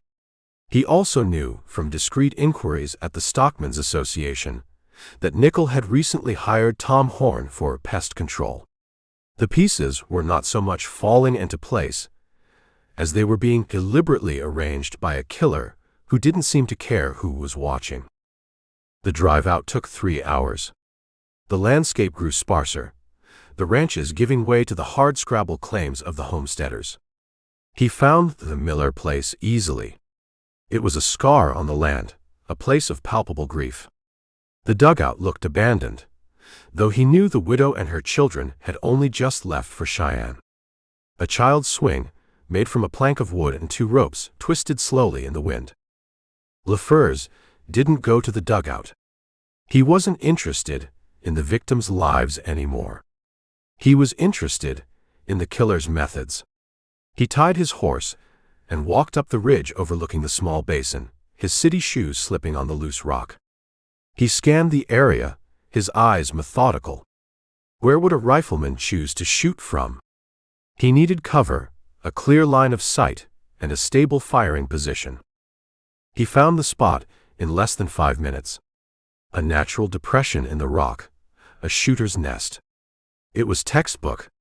He knelt, his eyes sweeping the ground. He found what he was looking for almost immediately, a single brass rifle casing glinting in the sun. He picked it up, careful to hold it by the edges. A .45 to 70, just as the freighter in the saloon had said. He examined the ground around the nest. The shooter had been here for a while. There were scuff marks, the impression of a rifle stock pressed into the dirt. And something else. A small dark stain on the rock. LaFurs leaned in closer. It looked like jerky. A man had sat here, eating jerky, waiting to kill another man. The cold professionalism of it settled in LaFors's gut. This wasn't a crime of passion. It wasn't a drunken argument gone wrong. This was an assassination. Calm, patient, and planned. He stood up and surveyed the scene from the killer's perspective. The dugout. The woodpile. The spot where Jim Miller had fallen, still marked by a dark patch in the dust. 300 yards. A difficult shot for most men, but not for an expert. His gaze drifted from the homestead to the surrounding land. He saw the trail leading away from the shooter's nest. But he also saw another set of tracks. Smaller. A pony. Someone had been up here with the killer. A witness? LaFurs followed the pony's tracks. They led away from the ridge, heading not toward the Miller claim, but back in the direction of the Nickel Ranch. He followed them for a quarter of a mile, his mind working. The tracks were fresh, from the day of the killing. Who would be with Horn? A partner? An apprentice? He stopped, his eyes catching on something out of place. A single deep hoof print, much deeper than the others, with a small scuff mark at its edge. He knelt, studying it. The horse had been startled, had shied suddenly, digging its hoof in. Why? LaFurs looked around. He was in a small wash, the ground sandy. He saw nothing that would startle a horse. He retraced his steps, his eyes on the ground, reading the story the way Horn would. He imagined the 2 riders. Horn and the smaller man on the pony. They ride away from the nest. They come down this wash. And here the pony spooks. He walked back to the deep hoof print and began to search the area in a slow, deliberate circle. It took him 10 minutes. He found it half buried in the sand beneath a sagebrush. A small brass button. It was plain, functional, the kind you'd find on a boy's canvas jacket. He held the button in his palm. The pony's rider was a boy. A boy who had been with Tom Horn when he killed Jim Miller. A boy who had been so startled or frightened that he jerked his reins hard enough to make his horse shy, hard enough to pop a button from his jacket. LaFurs put the button in a small envelope and tucked it into his coat pocket. He looked toward the Nickel Ranch, a few miles distant. Kells Nickel had a son, a teenage boy named Willie. The entire case shifted in his mind. This wasn't just a hired gun killing rustlers anymore. This was something more complex, more dangerous. Horn wasn't just a killer, he was a teacher. He was bringing a boy, an innocent, into his world of violence. He was poisoning a well. LaFurs walked back to his buggy, his movements brisk and decisive. He had the weapon, the location, the motive, and the suspect. Now he had the witness. A boy who was either Horn's accomplice or his next victim. He was no longer just hunting a man who left stones on bodies. He was hunting a man who was building something far more terrifying, a legacy. He untied his horse, his mind already on the next step. He wouldn't go to the sheriff. Brophy would just bury it. He would go to the source. He would go see the Nichols. He needed to see the boy, Willie. He needed to look into his eyes and see if the stain had taken hold yet. He climbed into the buggy and snapped the reins, turning the horse not toward Cheyenne but toward the Nickel Ranch. Chapter 10. I knew I'd find you here. The voice came from behind him, young and confident. Horn didn't move from his spot on the creek bank. He was cleaning his Winchester, the pieces laid out on a greasy cloth, the late morning sun glinting off the oiled metal. He'd found this place 3 days ago, a secluded bend on Chugwater Creek, far from the ranch house and farther from Cheyenne. He'd been trying to get his head straight, but the quiet only made the memories louder. Willie Nickel walked his pony into the clearing and dismounted. Pa said you were out checking fence lines, but I knew that wasn't right. You're not a fence mender. What am I then? Horn asked without looking up, his hands working a cleaning rod down the rifle's barrel. You're a hunter, the boy said, coming to stand a few feet away. You were looking for a high, quiet place. A place to watch from. So I just rode till I found one. Horn stopped his work and finally looked at the boy. Willie stood there, proud of himself, a coil of rope in his hand and a hopeful look on his face. He hadn't said a word about what he'd seen on the ridge above the Miller place. He'd kept his promise. Horn had seen him at the ranch from a distance, doing his chores, acting as if nothing had happened. The boy had sand. Your mother know you're here? Horn asked. She thinks I'm checking snares. Willie held up the rope. Which I am. Just not the ones I set yesterday. Horn went back to cleaning his rifle. You should go back. In a bit, Willie said, settling onto a log. He didn't seem bothered by Horn's coldness. I saw you, you know. In town the other day. I was with Pa at the Mercantile. Saw you talking to that woman. Horn's hand stilled. He looked at the boy. What about it? Nothing, Willie said quickly. Just. Pa said she was the Miller widow. Said her husband got himself killed. He said it was a shame. The boy looked down at his boots. He said whoever did it was no better than an animal. The words hung in the quiet air, punctuated by the gurgle of the creek. Horn picked up the rifle's lever action, wiping it down with the cloth, his face unreadable. Your pa a good man, Horn said. He sees the world in black and white. And you don't. I see what's there, Horn said, starting to reassemble the rifle with practiced, efficient movements. Good, bad, those are just words people use so they can sleep at night. Willie watched, fascinated, as the gun came back together. Is that what the Apache taught you? When you were a scout? Horn paused. They taught me how to see. And how to stay alive. Could you teach me? Willie asked, his voice earnest. Not the, you know. The other part. But the seeing part, the tracking. Pa showed me how to follow a deer, but you followed a ghost across solid rock. That's what they say. Horn looked at the boy's face, at the raw hunger for knowledge in his eyes. It was the same look Horn had had when he was 19, following Talking Crow through the mountains. He saw a dangerous curiosity there, but it wasn't aimed at violence. It was aimed at the craft, the art of it. He remembered the feel of the $500 he'd given to Sarah Miller. He remembered the preacher's words about a stained soul. Maybe teaching the boy the good parts, the clean parts, was a way to balance the ledger. Or maybe he was just lonely. "All right," Horn heard himself say. The decision surprised him. "Stand up." Willie jumped to his feet. "Walk over to that cottonwood tree and back," Horn said, pointing. The boy did as he was told, walking with a normal teenage stride. "Now do it again," Horn said. "Only this time, imagine you're a coyote, and there's a rabbit on the other side of that tree.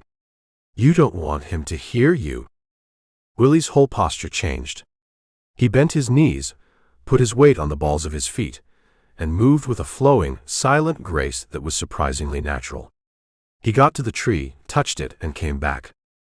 Horn nodded, a flicker of approval in his eyes. "You got good instincts. You walk on the balls of your feet. You watch where you put them. Most people clump along on their heels, making enough noise to scare God himself." Willie beamed. "What else?" "Everything you do leaves a sign," Horn said, standing up. He pointed to the boy's tracks. "You tell a story whether you want to or not. A tracker just knows how to read it. Look." He pointed to a place where Willie's boot had slipped on a patch of wet leaves.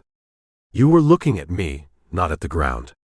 You were thinking about what I was thinking, not about what you were doing.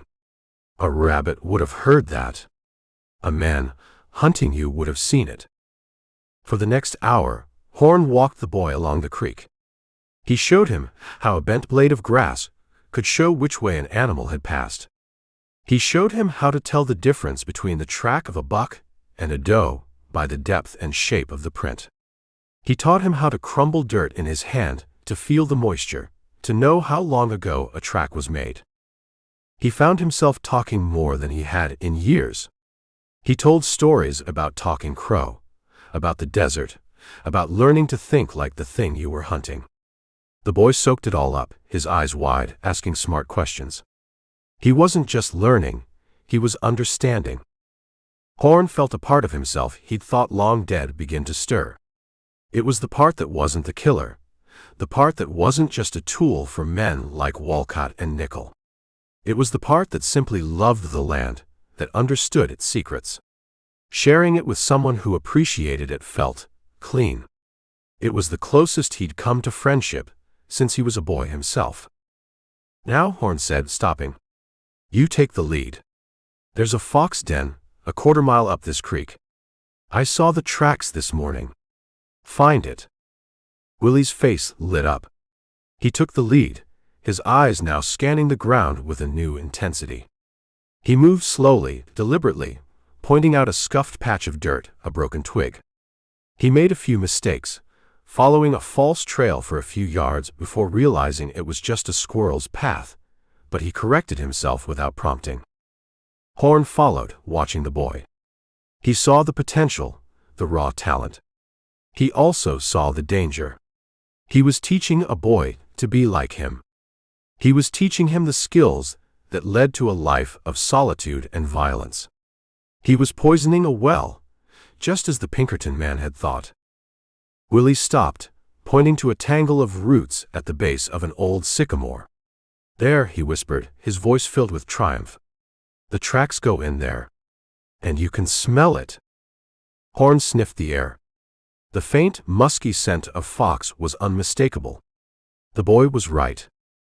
A smile touched the corner of Horn's mouth, a rare, genuine expression. "Good work, kid." He clapped a hand on Willie's shoulder, the gesture unfamiliar but feeling right. Chapter 11. He left stones on him.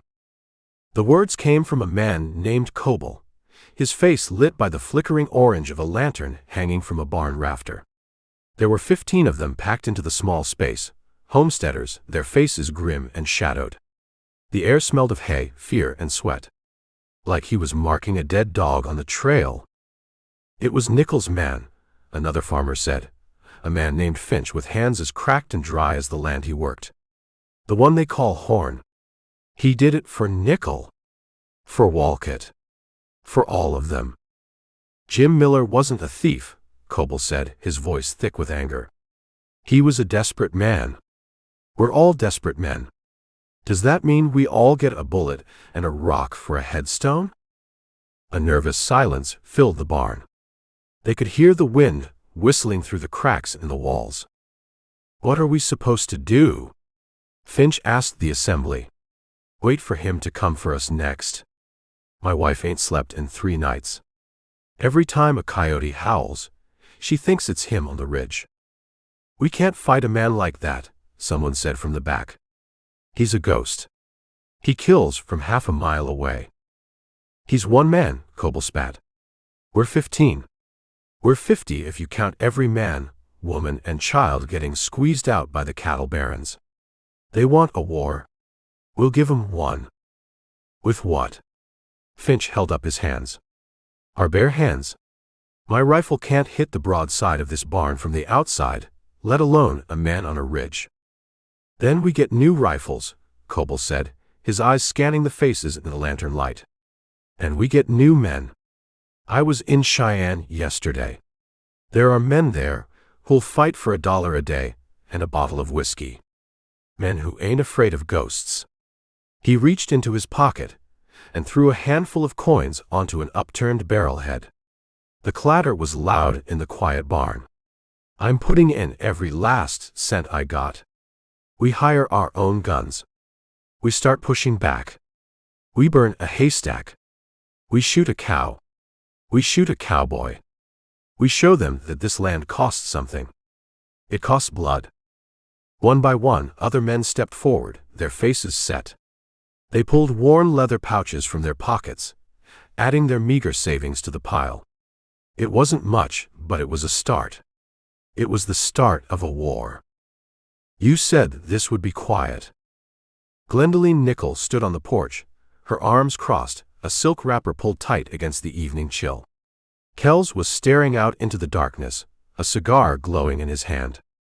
It was quiet, he said. One shot. Can't get much quieter than that. The whole county is buzzing, Kells. The homesteaders are meeting in secret. They're pooling their money. That Pinkerton detective, LaFurs, was here today.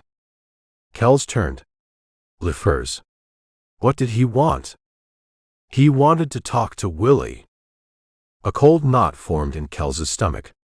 About what? He wouldn't say. He just asked the boy where he was the day Miller was shot. Said he'd found a button. Glendelene's voice was sharp, accusing. What have you done, Kells? What have you dragged our son into? Nothing, Kells said too quickly. The boy was with me. We were mending fence on the north pasture. That's all. That's not what Willie told him. Willie's a terrible liar. He got flustered and said he was out checking his snares.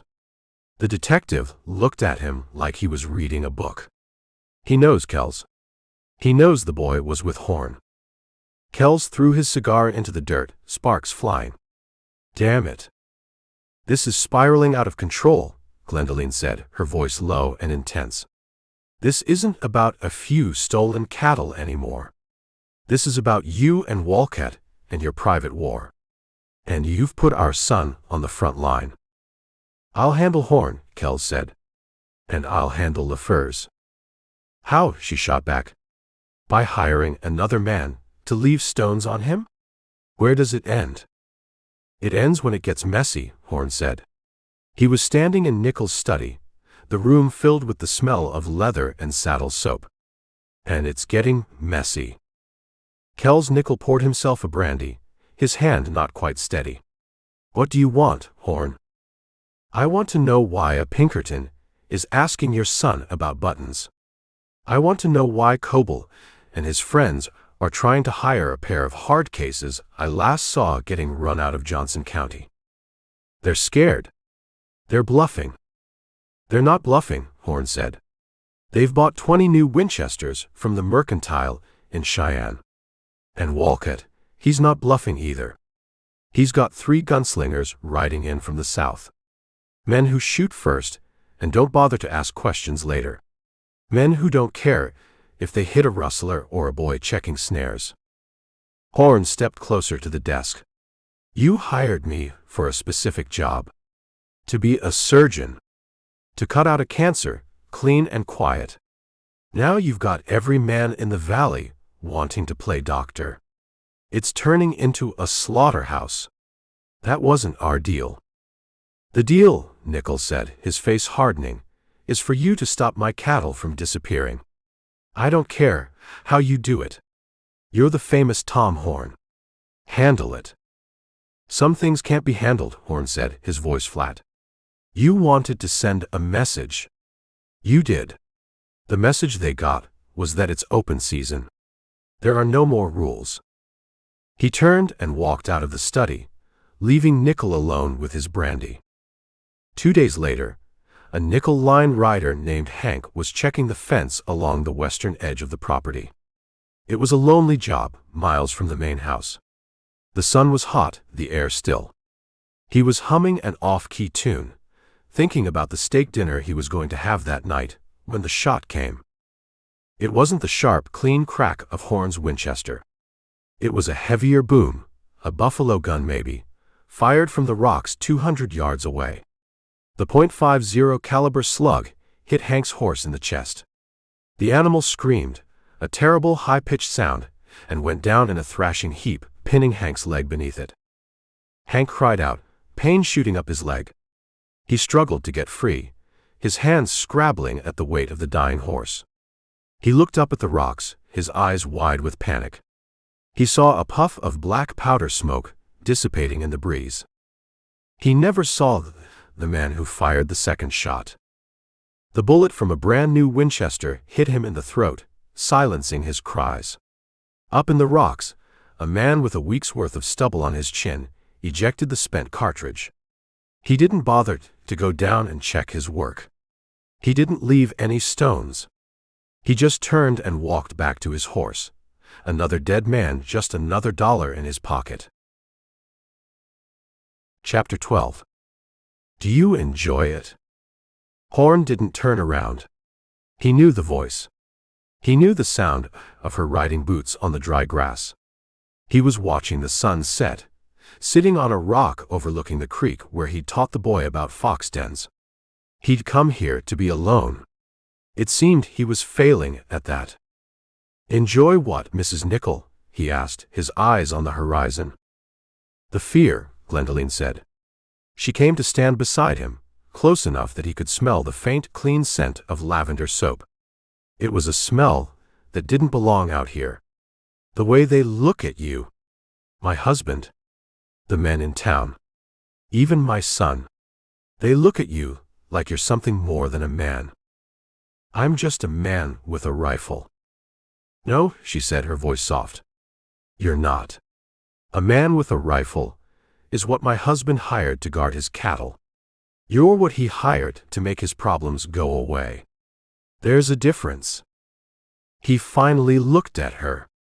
She was wearing a dark riding skirt and a white blouse, her hair pinned up, but a few strands had escaped in the breeze. She wasn't looking at him, but at the same bloody sunset he was. She held a small, leather-wrapped flask in her hands. Kells is sending 5 more men out tomorrow to ride the fence line, she said.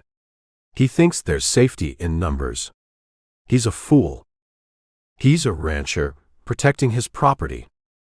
He's a little boy playing with toy soldiers, she countered, turning to face him. Her green eyes were hard to read in the fading light.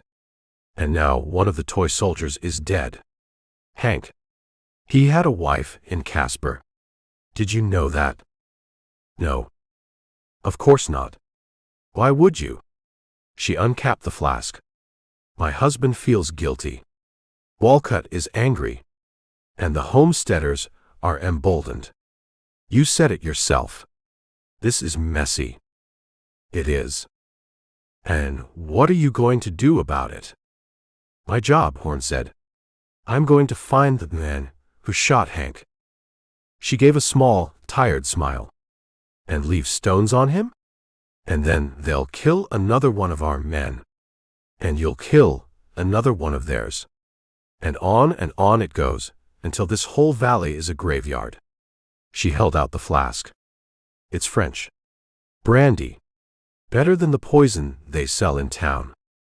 Horn hesitated, then took the flask. He didn't drink. He just held it. It was warm from her hands. You're not like them, you know, she said, her voice dropping lower. My husband, Walcott. They hide behind their money and their big talk. They pay men like you to do the things they're too scared to do themselves. But you're not scared of anything. Everyone's scared of something, ma'am. He was watching her, trying to figure out the angle. This wasn't just a social call. A woman like her didn't ride out alone to share brandy with the hired help. Are you? She asked, taking a step closer. What is Tom Horn afraid of? He thought of the Miller widow's face. He thought of the preacher's words about a stained soul. He thought of the look in Willie's eyes when he realized he was standing next to a killer. Wasting good brandy, he said, and took a drink. It was smooth like warm silk. It tasted of fruit and smoke and money. He handed the flask back to her. My husband thinks this is about cattle, she said, taking a sip herself, her eyes never leaving his. He thinks it's a war he can win by throwing more bodies at it. He doesn't understand. This is about pride. It's about men who have nothing, wanting to take something from men who have everything. She looked around at the vast, empty landscape. And what is it they have, really? A big house, thousands of acres of dirt, and the constant fear of losing it all. It seems like a lot to a man who's starving. Does it seem like a lot to you? She pressed. You could have this. You could have more. A man with your skills, your reputation. You could be a king in this territory. Instead, you work for kings. There it was. The angle. He just couldn't see the shape of it yet. Was she insulting him? Flattering him? Testing him? I do all right, he said. You live in saloons and sleep in barns, she said, not unkindly. You're alone. I see it in you. It's a loneliness so deep, it's become a part of you, like the calluses on your hands. He felt a flash of anger. She saw too much. She was walking through his defenses like they weren't even there. What do you want, Mrs. Nickel? She smiled again, a different kind of smile this time. It was knowing, and a little sad. Maybe I'm lonely too. Did you ever think of that? Stuck out here in the middle of nowhere, married to a man who's more in love with his cows than he is with his wife. A man who thinks courage is something you can buy for $500. She reached out, and her fingers brushed the back of his hand. Her touch was light, but it sent a jolt through him, a feeling he hadn't felt in so long he'd forgotten what it was called. He didn't pull his hand away. He was a fool. He knew it. This was a trap. A woman like her didn't want a man like him. She wanted to use him. But his body didn't care if it was a trap. The loneliness she'd spoken of was a hollow ache inside him, and her touch, her scent, her presence was filling it. He looked at her mouth. He looked at her eyes. He saw the calculation there, but he also saw something else. A flicker of real despair. Maybe she was telling the truth. Maybe they were both just lonely souls, trapped in a war that wasn't theirs. He leaned in, just a fraction. He saw her breath catch. The world narrowed to the space between them, the setting sun, the smell of lavender and brandy. A horse whinnied from the direction of the ranch house. The sound broke the spell. Horn pulled back, the moment shattered. He stood up, putting distance between them.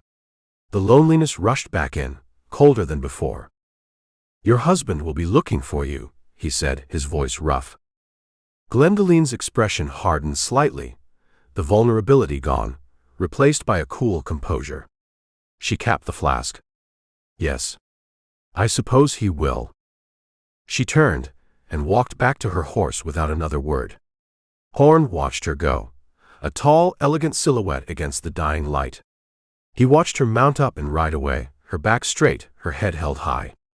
He stood there for a long time, the taste of her brandy still on his tongue, his hand still tingling where she had touched it. He turned and kicked a loose rock, sending it skittering down the bank into the dark water of the creek. Chapter 13. "You wanted a war, Kells." Horn whispered the words to the fog. The mist was thick as buttermilk, clinging to the sage and soaking his coat. It muffled the world, turned ridges into rumors and trees into ghosts. He lay on a high bluff overlooking the main road to the Nickel Ranch, his Winchester resting on a bed of damp pine needles. He'd been there since before dawn, waiting. The whole valley was a powder keg, and Kells Nickel was the man holding the match. He'd hired gunslingers who shot at shadows and homesteaders who shot back. He'd let it all get away from him. Horn had decided last night, staring into the bottom of a whiskey glass, that there was only one way to stop it. You don't cut the branches. You cut the root. Killing Nickel wasn't just a job anymore. It was putting a rabid dog out of its misery. It was the only clean thing left to do. He'd seen Nickel ride out toward Cheyenne yesterday, wearing his good wool coat and his city hat. He'd be riding back this morning. The fog would slow him down, make him cautious. It would also make him an easy target as he passed the main gate below. An hour passed. The fog swirled, thinning for a moment before closing in again. Horn felt nothing. Not the cold, not the damp, not the slow tick of time. He was a rock. He was a tool waiting to be used. He thought of Glendelene, her flask, her touch. She'd called her husband a little boy playing with toy soldiers. Horn was about to put the toys away for good. Then he saw him. A figure on horseback, moving slowly through the mist. The silhouette was right. Broad shoulders, straight back. The hat was right, a dark Stetson with a wide brim. And the coat. It was the same long, dark wool coat Nickel had been wearing. The figure rode up to the ranch gate, dismounted, and began to unlatch it. 300 yards. A perfect shot. Horn settled the rifle stock against his shoulder. The metal was cold, against his cheek. He let out half a breath, the vapor pluming in the gray air. He found the center of the man's back in his sights. The fog made the edges of the target soft, indistinct, but the shape was unmistakable. It was Nickel. It had to be. He squeezed the trigger. The rifle's report was a dull, flat whump, swallowed by the fog. It lacked its usual sharp authority. Down by the gate, the figure stiffened, a puppet whose strings had just been cut. He crumpled slowly, falling forward into the muddy road, one arm outstretched, as if reaching for the gate he'd been about to open. Horn chambered another round out of instinct. He watched the spot for a full minute. Nothing moved. The horse, a bay gelding, stood placidly, its head lowered. The job was done. He stood and worked the stiffness from his legs. He made his way down the slippery game trail, his boots silent on the wet earth. The fog was his ally, a shroud for his work. He felt the familiar, cold satisfaction of a problem solved. The war was over. He just ended it. He reached the road. The horse looked up at him, its eyes dark and liquid in the gloom, but it didn't shy away. The body lay face down by the gate. Horn didn't look at the face. The face wasn't part of the job. He scanned the ground beside the road. The fog made everything look the same, gray and wet. He found 2 stones near a patch of sage, one flat and gray, the other smaller, almost white. They felt cold and heavy in his palm, like pieces of solidified mist. He knelt beside the body. The wool coat was soaked with dew and something darker. He placed the flat stone on the center of the man's back. He set the smaller one on top. The ritual was complete. The debt was marked. He stood to leave. He was already thinking of his horse, of the long ride away from this valley, away from the whole mess. But he paused. Something was wrong. The coat. It was Nickel's coat, no doubt about it. But it didn't fit right. It bunched at the shoulders, and the sleeves were too long, covering the man's hands completely. And the boots. Kells Nickel wore expensive polished boots. The boots on the dead man were scuffed, worn at the heel, the leather cracked. They were a boy's boots. A coldness that had nothing to do with the fog seeped into Horn's bones. A slow, creeping dread that tightened his chest until he couldn't breathe. "No," he whispered to the mist. He reached down, his hand trembling. He grabbed the shoulder of the coat and rolled the body over. The face that stared up at him was not Kells Nickel's. It was Willie's. The boy's eyes were open, wide with a final, uncomprehending shock. A small dark hole marred the front of his father's coat, right over his heart. He'd been coming home. Maybe he'd been out checking the snares Horn had taught him about, wearing his father's big coat to keep out the damp. Horn stared, unable to look away. The world shrank to the size of the boy's pale face. The sounds of the creek, the whisper of the wind, his own heartbeat, it all stopped. There was only the silence, the fog, and the dead boy who had looked at him with such admiration. The boy he had taught. The boy he had killed. The 2 stones on his chest looked like a desecration. A brand of shame. This wasn't a debt. This was a sin for which there was no payment. He looked at his hands.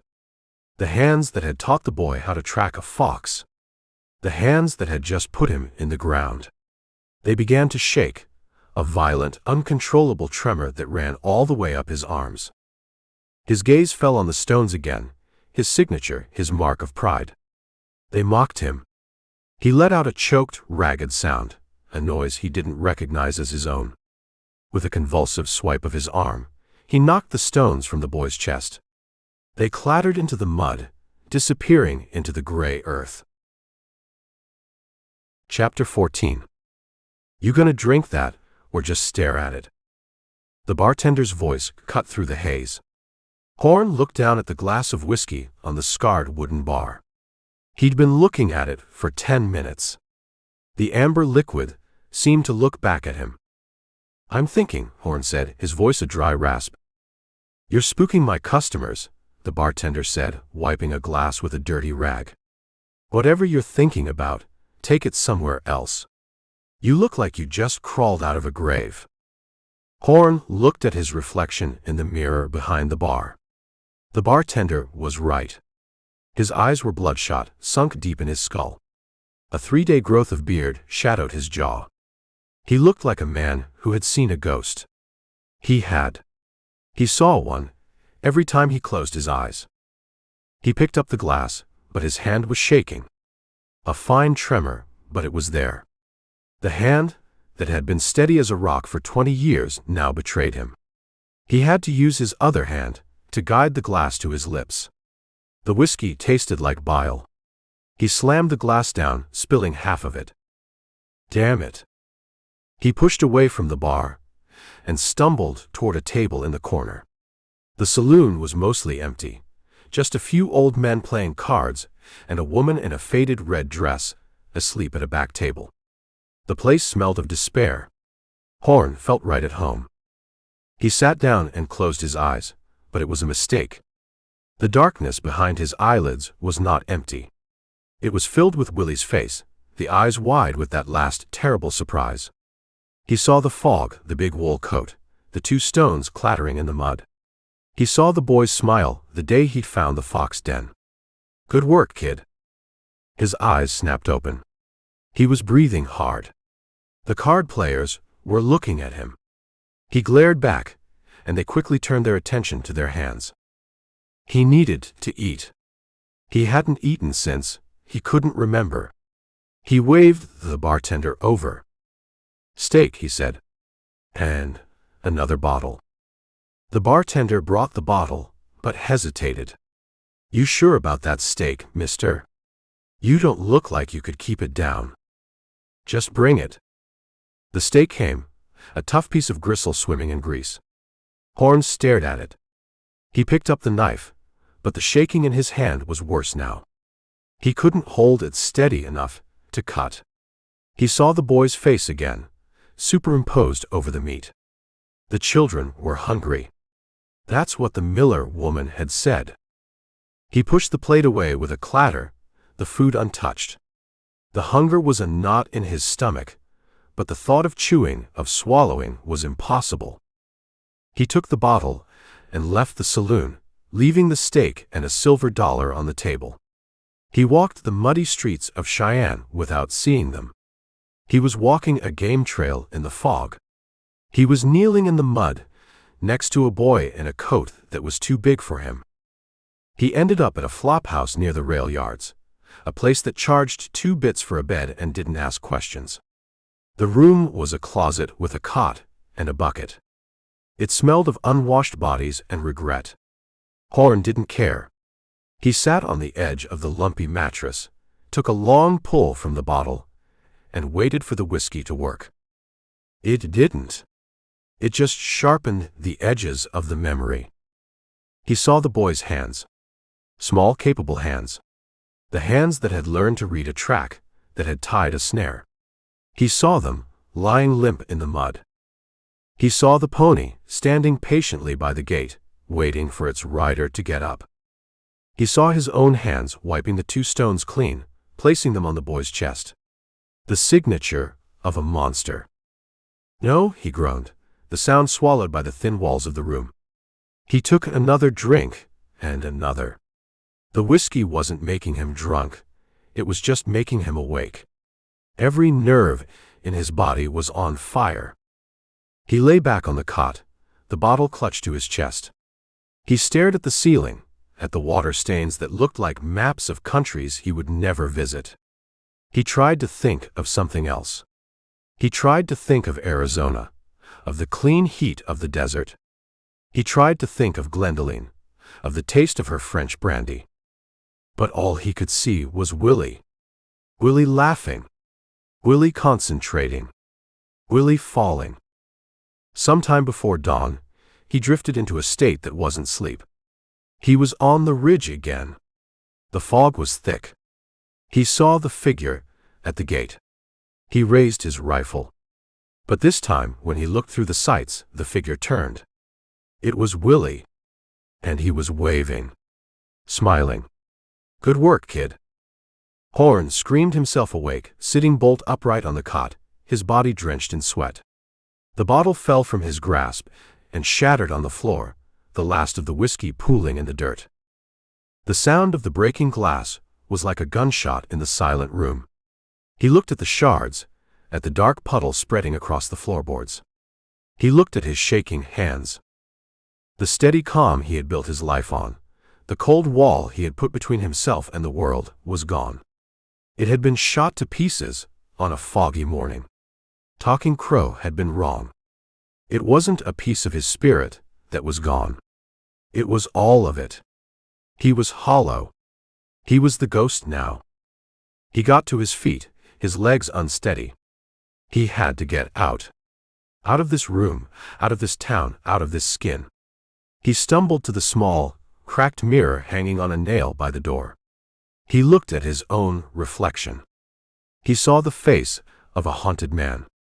He saw the face of a man who had killed a boy. He stared for a long moment, then drew back his fist and shattered the mirror. Chapter 15. Mind if I join you? The voice was calm and quiet, a stone dropping into the muddy puddle of Horn's misery. He looked up from the splintered tabletop. The man standing there was tall, wore a neat suit, and had a patient look in his eyes. It was the Pinkerton. Lefers. Horn didn't answer. He just stared. He was in a saloon he didn't know the name of, a dark, sour-smelling place on the edge of town. He'd been there all day, nursing a bottle of rye. LaFurs didn't wait for an invitation.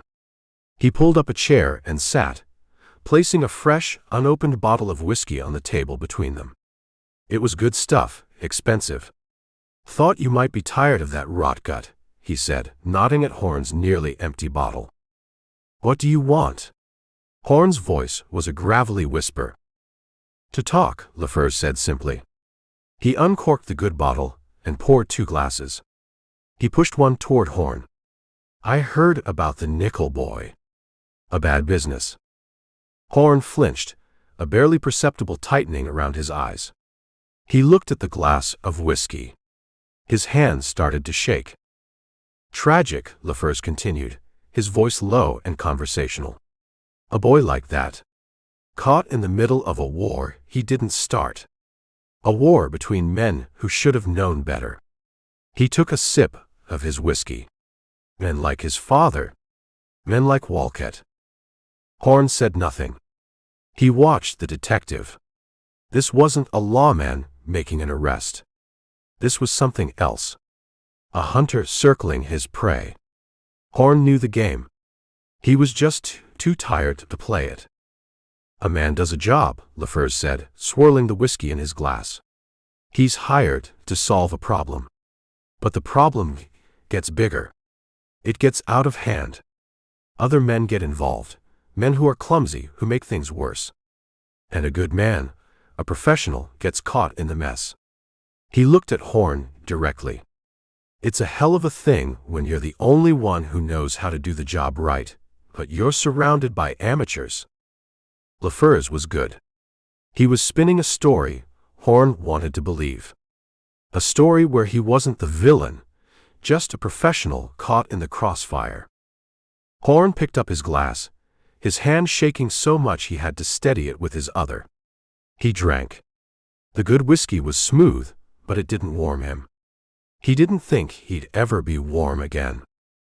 "It was the fog," Horn heard himself say, the words coming out before he could stop them. "Couldn't see clear." LaFurs nodded slowly, his eyes full of understanding. He didn't write anything down. He just listened. "The fog," he repeated softly. "It can play tricks on a man's eyes. Especially when he's under pressure. When he's been pushed too far by fools who don't understand the work." It was his coat, Horn went on, the dam of his silence breaking, the guilt pouring out of him like poison from a wound. He was wearing his father's coat. Looked bigger. Taller. He stared at the tabletop, seeing the scene play out on the scarred wood. 300 yards. An easy shot. Should have been. "Of course," LaFurs said. "For a man like you, a shot like that is second nature. You've made harder shots in your sleep. It wasn't your fault. It was the coat. The fog. The circumstances." Horn shook his head, a slow, miserable motion. "I put the stones on him." The confession was a barely audible whisper. "I knelt down, and I put the stones on him. Before I knew. Before I saw his face." He looked up at LaFurs, his eyes pleading, begging for an absolution the detective couldn't give. "I marked him. My own mark. On a boy." "You were just doing your job," LaFurs said, his voice a soothing balm. "You thought it was Kell's nickel. The man who started the fire. You were finishing the contract." "There was no contract," Horn slurred, the whiskey and the guilt making him reckless. "I was ending it. The whole damn thing. The war. The killing." He laughed, a dry, broken sound. "I ended it all right. I killed the only good thing in the whole damn valley." He drained his glass and reached for the bottle. LaFurs poured for him, his movements steady and deliberate. "And the others?" LaFurs asked, his voice casual, almost an afterthought. "Miller. The ones up by Laramie. Was that just a job, too? Walcott's business?" "Walcott's business," Horn mumbled, staring into his glass. Nikol's business. It's all just business. He looked up, a flicker of the old horn, the tracker, showing through the haze. He squinted at LaFeur's. You been busy, detective? Asking questions. It's my job, LaFeur said, echoing Horn's own words. What about the Horn asked, a slow, cunning smile spreading across his face. He busy too. LaFeur's didn't flinch. His expression didn't change. Stenographer. In the room behind you, Horn said, nodding toward a closed door at the back of the saloon. The one with the busted lock. Man with a pencil and a pad of paper. He getting all this down. He writing fast enough. The detective held Horn's gaze for a long moment. The friendly mask was gone. Now it was just the lawman and the killer. Yes, LaFeur said, his voice flat. He is. And the deputy? Horn continued, his voice gaining a strange giddy strength. The one pretending to be a drunk, asleep at the corner table. The one with the shiny new Colt tucked in his belt. Is he ready to do his job too? The man at the corner table slowly sat up, his hand moving to his side. LaFeur sighed and put his glass down. The trap had been perfect. The prey was broken, ready to be taken. But he'd underestimated him. Even shattered, Tom Horn could still read the sign. He could still see the hunters hiding in the brush. It's over, Tom, LaFeur said quietly. Horn looked at his own empty hands on the table. He looked at the deputy's hand on his gun. He looked at the closed door where the stenographer was writing his life away. He thought about fighting. He thought about flipping the table, trying for a gun he wasn't even wearing. But he was tired. So deeply tired. The fight was gone. Willie had taken it with him into the fog. He nodded slowly. Yeah, he said, his voice empty. I reckon it is. LaFeur raised his hand just slightly, a small, almost imperceptible signal. The door behind him opened. Chapter 16. On your feet, Horn. Hands where I can see them. The voice belonged to the deputy, who was no longer pretending to be a drunk. He was on his feet now, his new Colt leveled at Horn's chest. He was young, with a nervous energy that made him dangerous. The stenographer, a small man with a neat mustache and ink-stained fingers, emerged from the back room, clutching his notepad like a shield. Horn didn't move. He just looked at the deputy's gun. He'd faced down dozens of them. This one was no different, except for the fact that he wasn't going to do anything about it. Let's not make this difficult, LaFeur said, his voice calm, taking control of the room. There's no need for anyone else to get hurt. Horn slowly pushed his chair back and stood up. He raised his hands to shoulder height. He felt a strange lightness, a sense of relief so profound it was almost dizzying. The weight of the running, the hiding, the drinking, it was all lifted. It was over. The deputy, whose name was Proctor, circled around the table, his gun never wavering. Turn around. Hands on the wall. Horn turned and placed his palms flat against the grimy wood-paneled wall. It was cool and sticky. He heard Proctor fumbling behind him, heard the metallic rattle of handcuffs. You read him his rights? LaFeur asked. His what? Proctor grunted, struggling to get the cuffs on Horn's thick wrists. His rights, LaFeur repeated patiently. The law, deputy. You have to inform him of the charges, and his right to remain silent. Oh. Right. Proctor cleared his throat. Tom Horn, you are under arrest for the murder of William Nicol. The deputy's voice cracked on the name. He snapped one cuff on. And for the murders of James Miller, Matthew Grant, William Lewis, and James Powell. He cinched the second cuff on, tight enough to bite into the skin. Anything you say can and will be used against you in a court of law. Horn said nothing. He stared at the wall, at a carving of a heart with the initials LT plus SB inside it. He wondered who they were, if they were still alive, if they were happy. The news of the arrest spread through Cheyenne like a prairie fire. It started with the bartender, who ran out of the saloon as soon as the cuffs were on, his eyes wide. By the time LaFers and Proctor walked Horn out onto the street, a crowd had gathered. They stood in a silent, gawking semicircle. Shopkeepers, cowboys, freighters, women in their Sunday best who had been on their way to the market. They stared at Tom Horn, the Cairn killer, the ghost of the plains, now just a man in manacles, his shoulders slumped, his face gray with exhaustion. He wasn't what they expected. They expected a monster, a giant with eyes of fire. They saw a tired, middle-aged man who looked like he'd just lost a fight. The legend was smaller, in person. It always was. "That's him," a woman whispered to her husband. "He don't look like much." "That's him," her husband said, his voice full of awe. They walked him the 4 blocks to the Laramie County Jail. It was the longest walk of Horn's life. He didn't look at the crowd. He looked at his feet. He watched them move, one in front of the other, on the muddy boardwalk. He focused on the simple mechanics of walking. It was the only thing that felt real. Sheriff Brophy was waiting on the steps of the jail, his face a mixture of shock and annoyance. "LaFers, what in the hell is this?" "This," LaFers said, pushing Horn gently up the steps, "is your prisoner. I have a signed confession to 5 murders, witnessed by myself and a court stenographer. I trust you can handle it from here." Brophy looked at Horn, then at the crowd, then back at LaFers.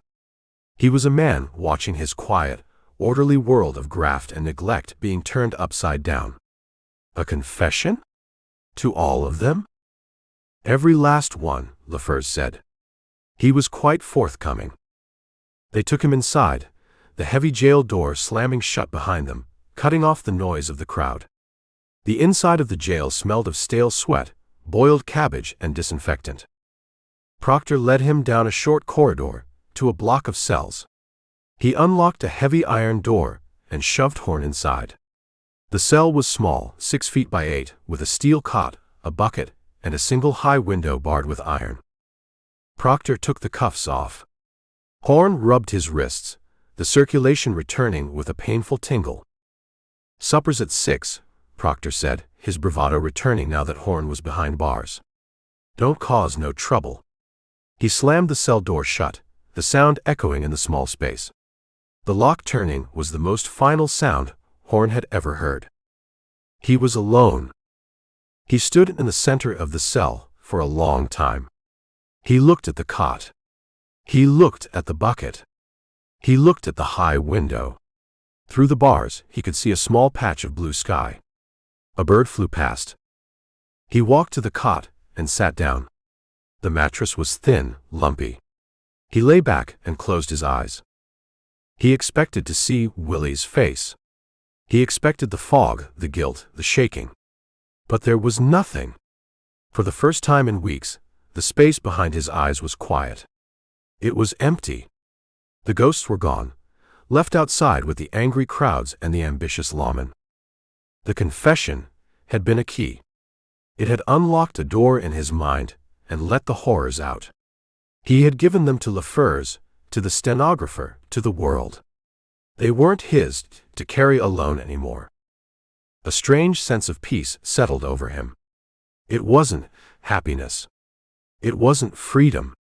It was just quiet. The quiet of a man who has finally stopped running.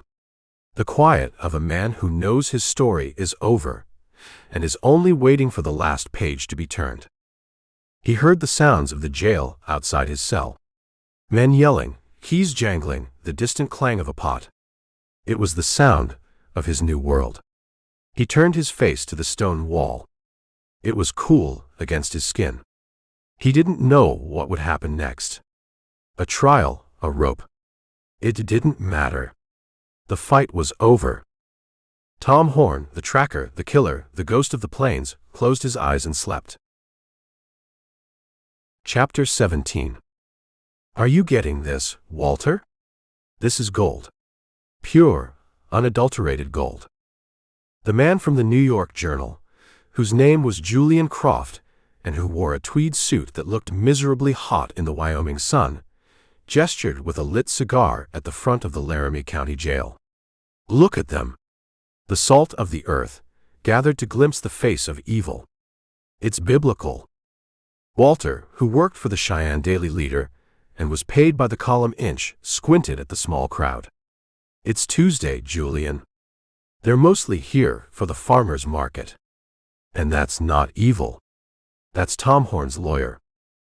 A portly man with a briefcase and a worried expression was indeed pushing his way through the onlookers and into the jail. Details, Walter, details, Croft said, waving his cigar dismissively. He's the devil's advocate. It's the same story. The monster of the plains. The fiend who stalks the range. My readers back east are eating it up with a spoon. They think everyone out here is either a bloodthirsty savage or a noble hero fighting for survival. Horn is both. He's a hired gun who got caught, Walter said, taking a note. That's the story. That's the fact, Croft corrected him, a patronizing smile on his face. The story, my boy, is the soul of a nation on trial. It's the untamed frontier clashing with the righteous march of civilization. It's about a man who became the wilderness he was sent to conquer. He took a dramatic puff of his cigar. I filed that last night. They're going to love it. They're calling you the Apache of the cattle country. John Leary, Horn's court-appointed lawyer, spread a copy of the Denver Post on the small table in the cell. The headline was bold black and 2 inches high. Leary was a tired-looking man with thinning hair and the permanent expression of someone who expected bad news. Horn glanced at the paper. He didn't read the article. He was more interested in a spider that was methodically building a web in the corner of his cell. Is that supposed to help? Horn asked. It's better than the New York Journal, Leary sighed, producing another paper. The Butcher of Cheyenne. They've got you killing children and torturing small animals. This man Croft is a menace. Horn looked at the headline. He felt nothing. It was like reading about a stranger, a fictional character in a dime novel. The man in those papers had nothing to do with him. Tom, you have to help me, Leary said, leaning forward, his voice an urgent whisper. Your confession, it's a disaster. But it's not insurmountable if we play this right. We need a narrative. A story. Seems like they've already got plenty of stories. There's stories, Leary insisted. We need ours. The story of a man doing a necessary job in a lawless land. A man hired by the cattle barons, the pillars of this community, to protect their property when the law failed to do so. You weren't a murderer. You were a soldier in a range war. A peacekeeper. Horn looked at his lawyer. He saw a man trying to build a house on quicksand. A peacekeeper who shot a boy out of the saddle. Leary flinched. The boy, the nickel boy, was a tragedy. A mistake. The fog, the coat, we can use that. It shows you're human. It shows the toll this work took on you. We put Glendelene Nickel on the stand. We put Preston Walcott on the stand. We make them admit they hired you. We put the whole damn system on trial. They'll lie, Horn said, his attention returning to the spider. It had finished the outer frame of its web and was starting on the spokes. Rich men always do. Let them lie. Leary's voice was getting louder, attracting the attention of the deputy down the hall. Their lies will show their guilt. But I need you, Tom. I need you to play the part. The strong, silent frontiersman. The reluctant hero. When they ask you questions, you say as little as possible. You look them in the eye. You look haunted. Can you do that for me? Horn looked at Leary's earnest, sweating face. He thought about the request. Look haunted. He didn't have to look it. He was it. But he wouldn't perform it for this man, for a jury, for a crowd of gawking strangers. His ghosts were his own. "I'll think about it," Horn said, which was his way of saying no. "So, in your professional opinion, Mr. LaFurs, is he a monster or a product of his environment?" Julian Croft, the reporter from New York, had cornered LaFurs outside the telegraph office. LaFurs disliked him instantly. The man smelled of cigars and self-importance. "In my professional opinion," LaFurs said, his voice flat and even, "Mr. Horn is a man who confessed to killing 5 people. My job was to gather the evidence and effect an arrest. The rest is up to the courts." "But surely you have a personal take," Croft pressed, his pencil poised over his notepad. "You were the man who hunted him. You got inside his head. What did you find in there? Was it darkness? Was it a twisted code of honor?" LaFurs thought of the broken man in the saloon, confessing his sins not out of bravado, but out of a soul-crushing guilt. He thought of the way Horn had known about the trap, the flicker of the old tracker still alive in the wreck of the man. It was too complicated for a headline. "I found a man who was very good at his job," LaFurs said. "Until he wasn't." He tipped his hat and walked away, leaving Croft looking disappointed. The reporter wanted a simple story, a clean narrative. LaFurs knew the truth was rarely clean and never simple. He'd caught Tom Horn. Now the newspapers and the lawyers were going to invent him. Back in his cell, Horn lay on his cot. Leary had left the newspapers on the floor. The headlines were like accusations. Butcher. Fiend. Apache. He looked at them for a long time. He felt a profound sense of detachment, as if he were floating above the cell, looking down at this man named Tom Horn, whose life was being dissected and debated in newsprint. The man on the cot wasn't him. The man in the headlines wasn't him. He wasn't sure who he was anymore.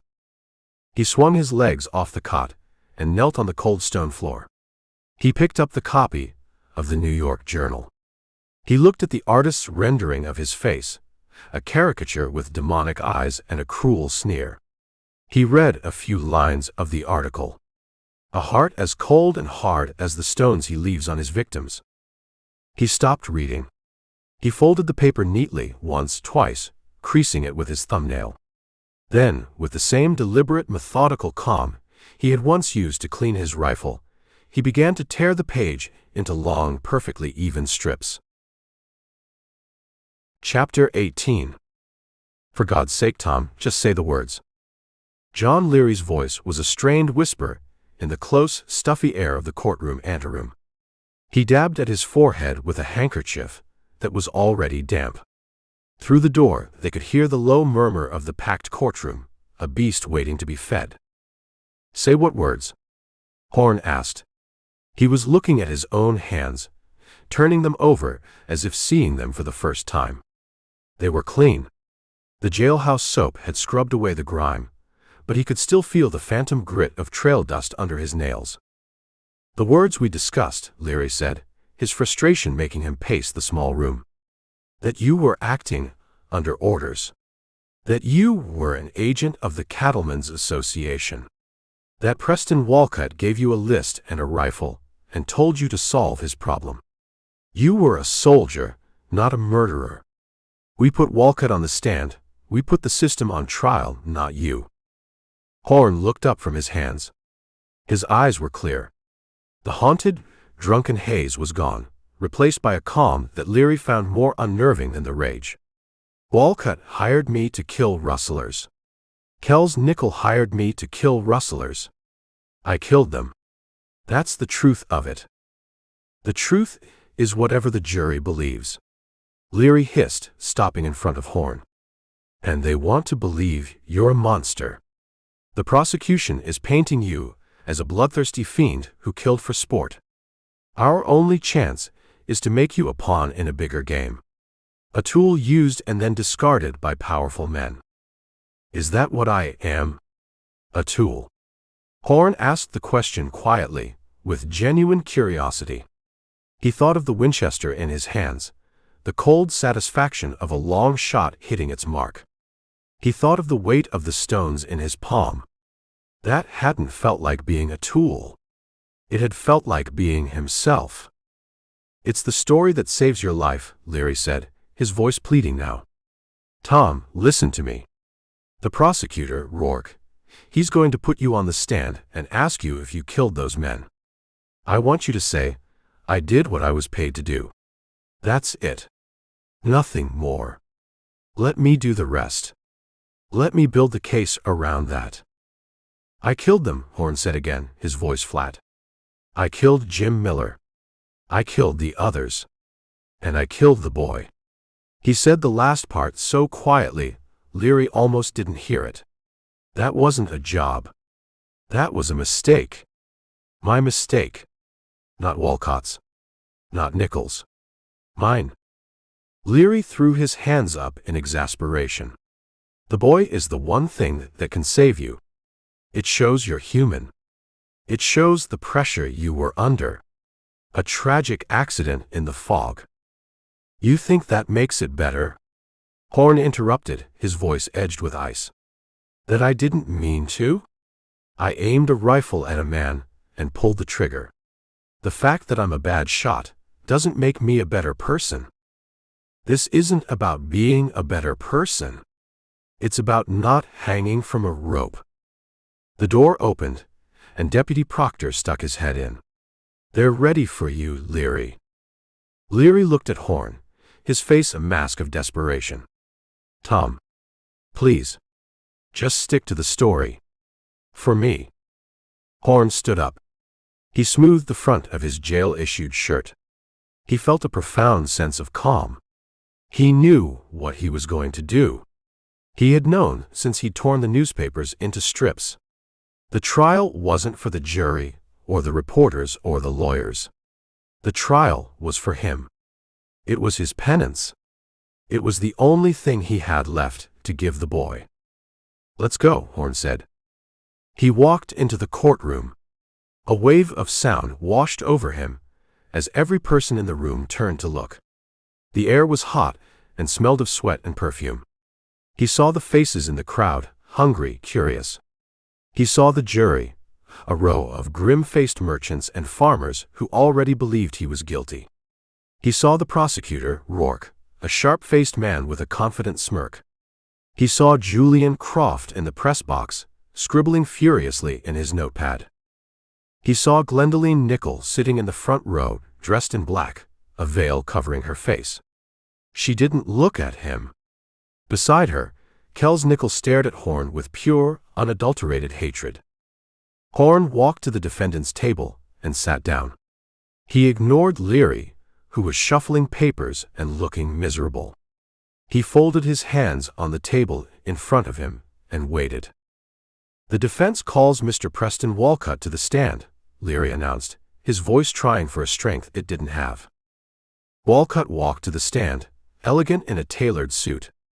He swore the oath, his hand on the Bible, his face a mask of civic duty. Leary began.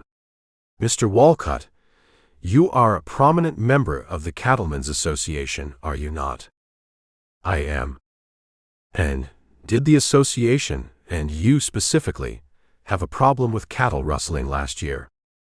"We did. A severe one." "And did you hire the defendant, Mr. Thomas Horn, to address this problem?" Walcott looked at the jury, his expression one of polite confusion. "We hired Mr. Horn as a stock detective, yes. To gather evidence on the thieves so that we could pursue matters through the proper legal channels." "So you did not," Leary pressed, "hire him to kill these suspected rustlers?" "Absolutely not," Walcott said, his voice ringing with indignation. "We are men of the law. We would never sanction such barbaric methods." Horn almost smiled. Rich men always lie. Leary spent 20 minutes trying to trip Walcott up, but it was useless. Walcott was smooth, unshakable. He had his story, and he was sticking to it. When Leary was finished, Rourke, the prosecutor, stood up. "Just one question, Mr. Walcott," Rourke said, his voice dripping with false sympathy. "When you hired this stock detective, were you aware of his reputation? Were you aware that he was a known killer?" Leary jumped to his feet. "Objection." "Overruled," the judge said, waving a tired hand. "The witness will answer the question." Walcott looked at Horn, then back at the jury. "I was aware," he said softly, "that Mr. Horn was a man who could take care of himself in a difficult situation. I had no idea he was a cold-blooded murderer." The trial went on. Leary tried to build his case, but it was like trying to build a fire in the rain. The structure he wanted, the story of Horn as a pawn, kept collapsing. And the reason it collapsed was sitting right next to him. Horn refused to play his part. He sat there, a silent, immovable object. He wouldn't nod at the right times. He wouldn't show remorse when Leary talked about the tragic mistake. He just watched, his face impassive. Finally, at the end of a long day, Leary rested his case. He had done what he could. It wasn't enough. "The prosecution calls its final rebuttal witness," Rourke announced, a triumphant gleam in his eye. "Mr. Thomas Horn." A gasp went through the courtroom. Leary shot to his feet, his face pale. "Your Honor, the defendant." "I'll take the stand," Horn said, his voice quiet but carrying through the silent room. He stood up and walked toward the witness box. Chapter 19. "Do you swear to tell the truth, the whole truth, and nothing but the truth, so help you God?" The bailiff held the Bible out. Horn looked at the worn leather cover, then at the man's expectant face. He placed his left hand on the book. The paper-thin pages felt fragile beneath his calloused fingers. "I do," he said. His voice was steady. He walked to the witness stand and sat down. The chair was hard, the wood polished smooth by the shifting weight of nervous men. He was facing the jury, a dozen faces staring at him with a mixture of fear and fascination. He ignored them. He looked at the prosecutor, Rourke. Rourke let the silence build, letting the jury get a good look at the monster. Then he approached the stand, his movements slow and deliberate. "Mr. Horn," he began, his voice reasonable, almost friendly. "For the record, could you please state your occupation?" "I'm a stockman," Horn said. "A stockman," Rourke repeated, as if tasting the word. "And is it fair to say that in the past year, you have been employed as what some might call stock detective?" "You could call it that." "And what does a stock detective do, precisely?" "He stops people from stealing cattle." "Stops them," Rourke said, nodding. "An interesting choice of words. Let's talk about a man named James Powell. Did you stop him, Mr. Horn?" Out of the corner of his eye, Horn saw his lawyer, Leary, tense up, ready to object. Horn gave a slight, almost imperceptible shake of his head. Leary sank back into his chair, defeated. "Yes," Horn said. A low murmur rippled through the courtroom. Rourke's friendly demeanor didn't change. "And how did you stop him?" "With a rifle." "You shot?" "Yes." "Why?" "He was a rustler. I was paid to kill him." The murmur grew louder. The judge banged his gavel once, a sharp crack that echoed in the silent room. "Order." Rourke walked closer to the witness stand. "Let's talk about William Lewis and Matthew Grant. Did you kill them as well?" "Yes." "For the same reason?" "Yes." "Because you were paid to?" "That was the job." Rourke turned to the jury, a look of mild surprise on his face, as if he couldn't quite believe what he was hearing. "So, to be clear, you are admitting under oath to killing at least 3 men for money?" "I am." Rourke let that hang in the air for a moment before moving on. "Let's discuss your methods, Mr. Horn. Several witnesses, including the county undertaker's assistant, have testified that you have a peculiar habit. A signature, some have called it. After you kill a man, you place 2 stones on his chest. Did you do this to Mr. Powell? Yes. And to Mr. Lewis and Mr. Grant? Yes. Why, Mr. Horn? Rourke asked, his voice soft now, inviting a confidence. Why the stones? Is it a calling card? A way to build your fearsome reputation? Horn thought of Talking Crow. He thought of the debt. He knew the truth would sound like madness in this room. It's a marker, he said simply. To say the work is done. The work being the killing of a human being, Rourke clarified. Yes. Rourke shook his head slowly, a gesture of sorrowful disbelief for the jury. He walked over to the prosecutor's table and picked up a small, cloth-wrapped object. He unwrapped it carefully. It was the small, carved wooden horse that Sarah Miller had shown Horn on the street. Do you recognize this, Mr. Horn? Horn looked at the toy. He felt a cold knot tighten in his gut. I've seen it. This belonged to the son of Jim Miller, Rourke said, his voice ringing with pathos. A man you shot in the back while his children were inside their home, just a few feet away. Did you kill Jim Miller, Mr. Horn? Yes. Was he a rustler? He had 5 head of stolen cattle in his corral. So you killed him? In front of his family? And did you leave your signature? Did you place your stones on his chest while his wife and children were crying over his body? Horn's jaw tightened. Yes. And finally, Rourke said, his voice dropping, becoming somber. He let the silence stretch, building the tension. He walked slowly back toward the witness stand, until he was standing right in front of Horn. He looked him dead in the eye. Mr. Horn, did you kill William Nickel? The courtroom was utterly silent. Horn could hear the frantic scratching of Julian Croft's pen, the sound unnaturally loud. He could feel the weight of every eye in the room. He looked past Rourke to the front row. He saw Kells Nickel's face, contorted with a grief so profound it was almost inhuman. He saw Glendelene, her face hidden behind the black veil, but he could feel her stare. He took a slow breath. Yes, he said. The word was quiet, but it landed like a physical blow. And why did you kill him? Rourke pressed, his voice like a scalpel. Was he a rustler, this boy of 14? Was he on Mr. Walcott's list? Was he on anyone's list? Horn looked down at his own hands, resting on the rail of the witness box. They were steady now. No, he said. Then why? Rourke demanded. Why kill a child? Horn raised his head and looked at the jury. He looked at each of them, one by one. He didn't see them as a jury anymore. He saw them as men. Fathers. Husbands. It was a mistake, he said, his voice clear and devoid of any emotion except a vast empty weariness. I thought he was his father. It was foggy.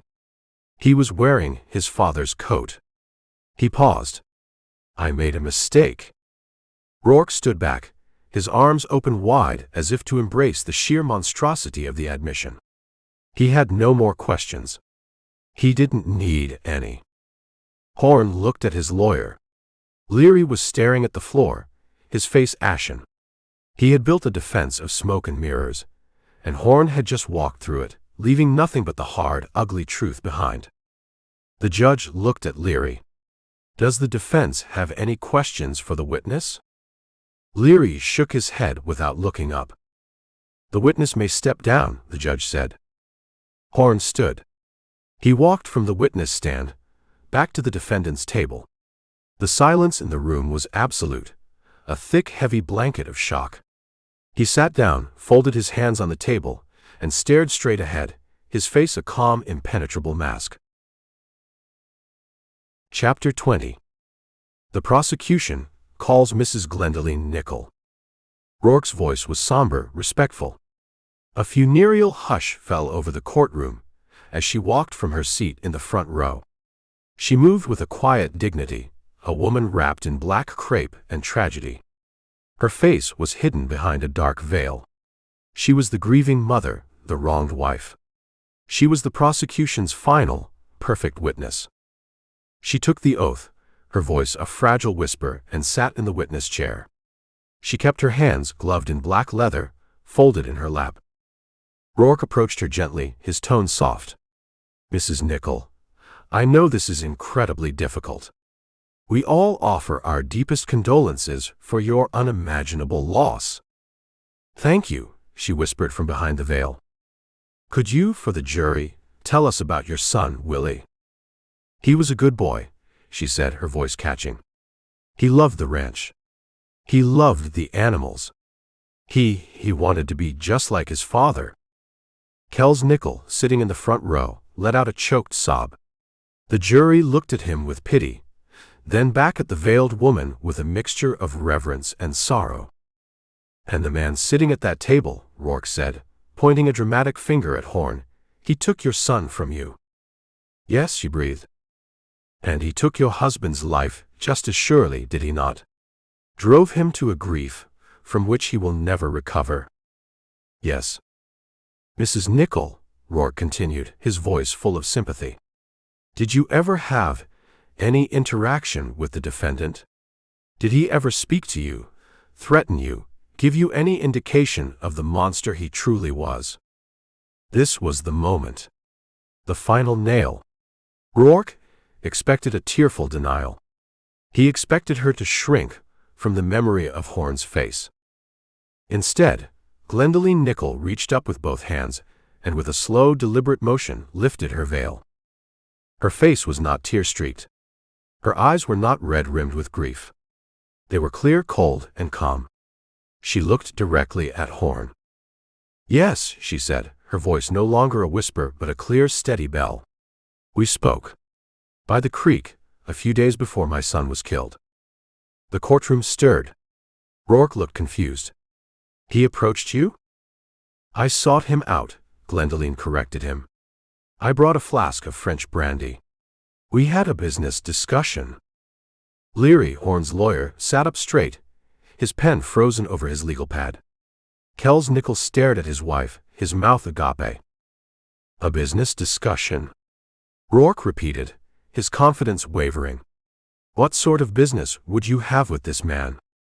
"The same sort of business my husband had with him," she said, her gaze sweeping over the jury, then settling back on Rourke. "I hired him to kill someone." The courtroom erupted. Shouts, gasps, the frantic shuffling of feet. The judge hammered his gavel, his face flushed with anger. "Order! Order in this court! One more outburst, and I'll have the room cleared." When silence was restored, it was a stunned, electric thing. Every person in the room was leaning forward, straining to hear. Rourke looked as if he'd been slapped. "Mrs. Nichol, are you saying, under oath, that you hired Thomas Horn?" "I am." "To kill whom?" She turned her head and looked at her husband. Kells shrank back in his seat, his face a mask of disbelief and horror.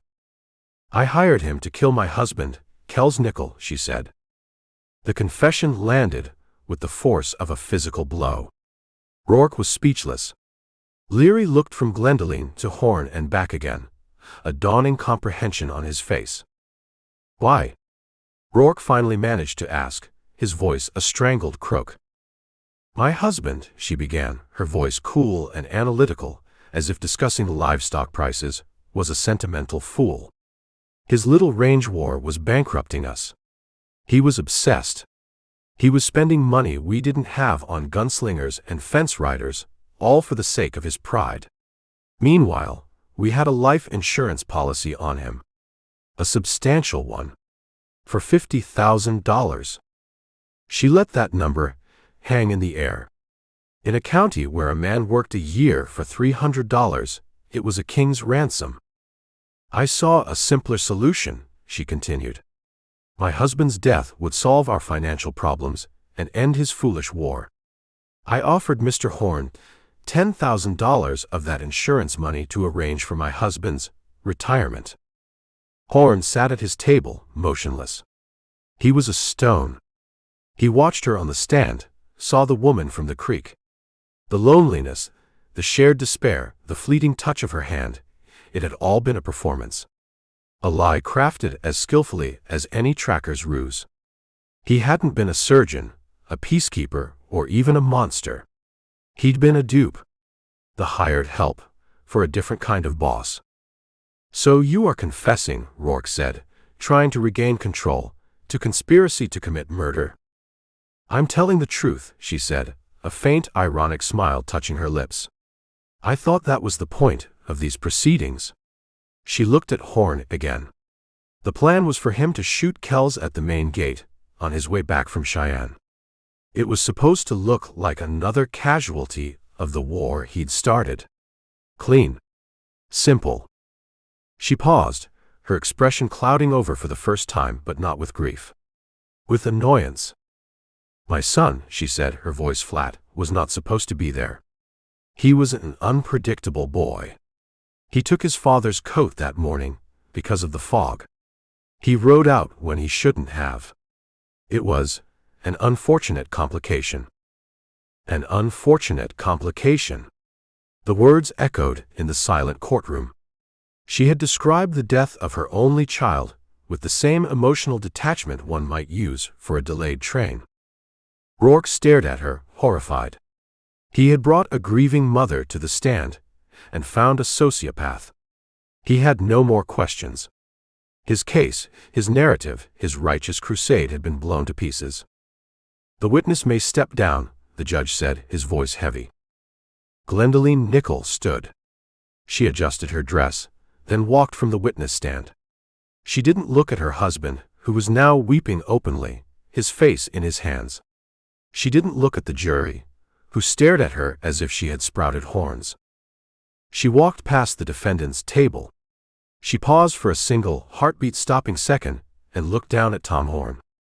Her eyes were not filled with hatred or pity. They were filled with a kind of cold, professional camaraderie. It was the look of a business partner whose venture had failed. A look that said, "We almost had it." Horn met her gaze. He saw the whole sordid, cheap story laid bare. He had been played. His one great, soul-shattering mistake, the act that had broken him, wasn't a tragedy. It was just collateral damage in a greedy woman's scheme. He watched her walk away, a black widow moving silently through the wreckage she had created. He didn't move a muscle. Chapter 21. On the charge of murder in the first degree, in the death of William Nickel, we the jury find the defendant.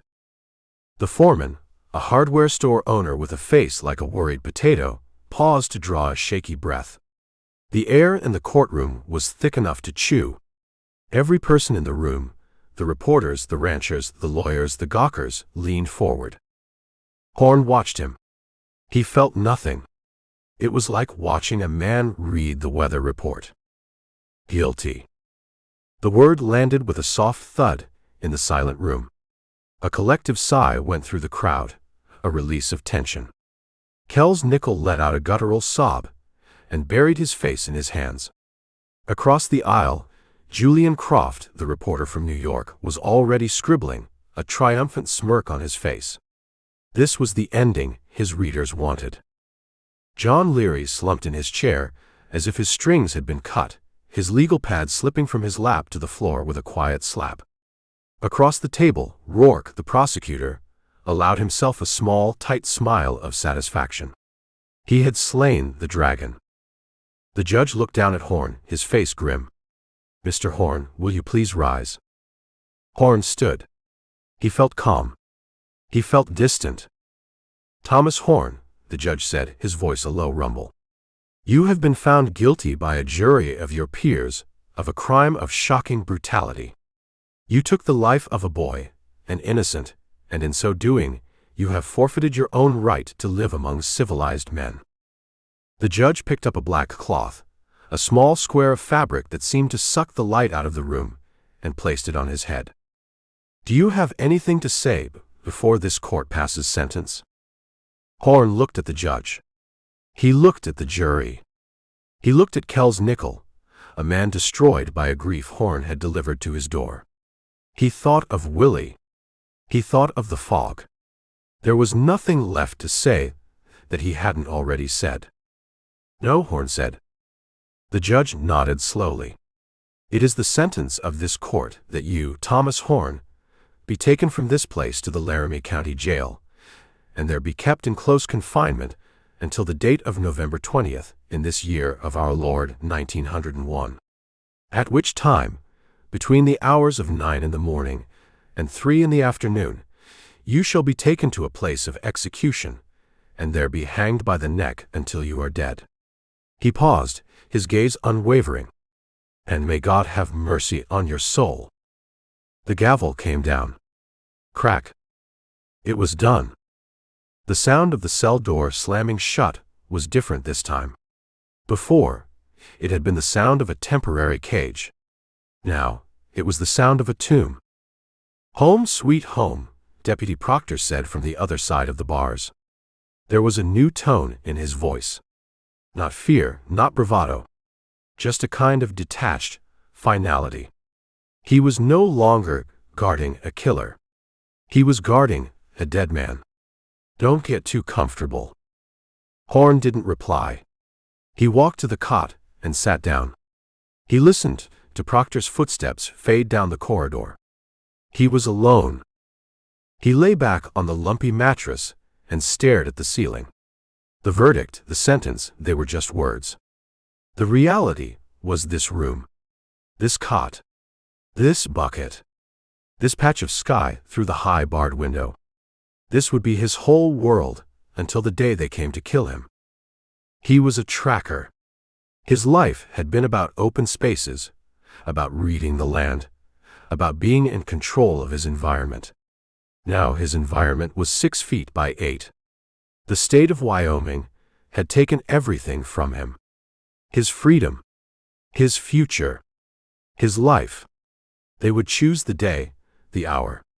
They would choose the rope. They would choose the man to spring the trap. He was no longer an agent in his own life.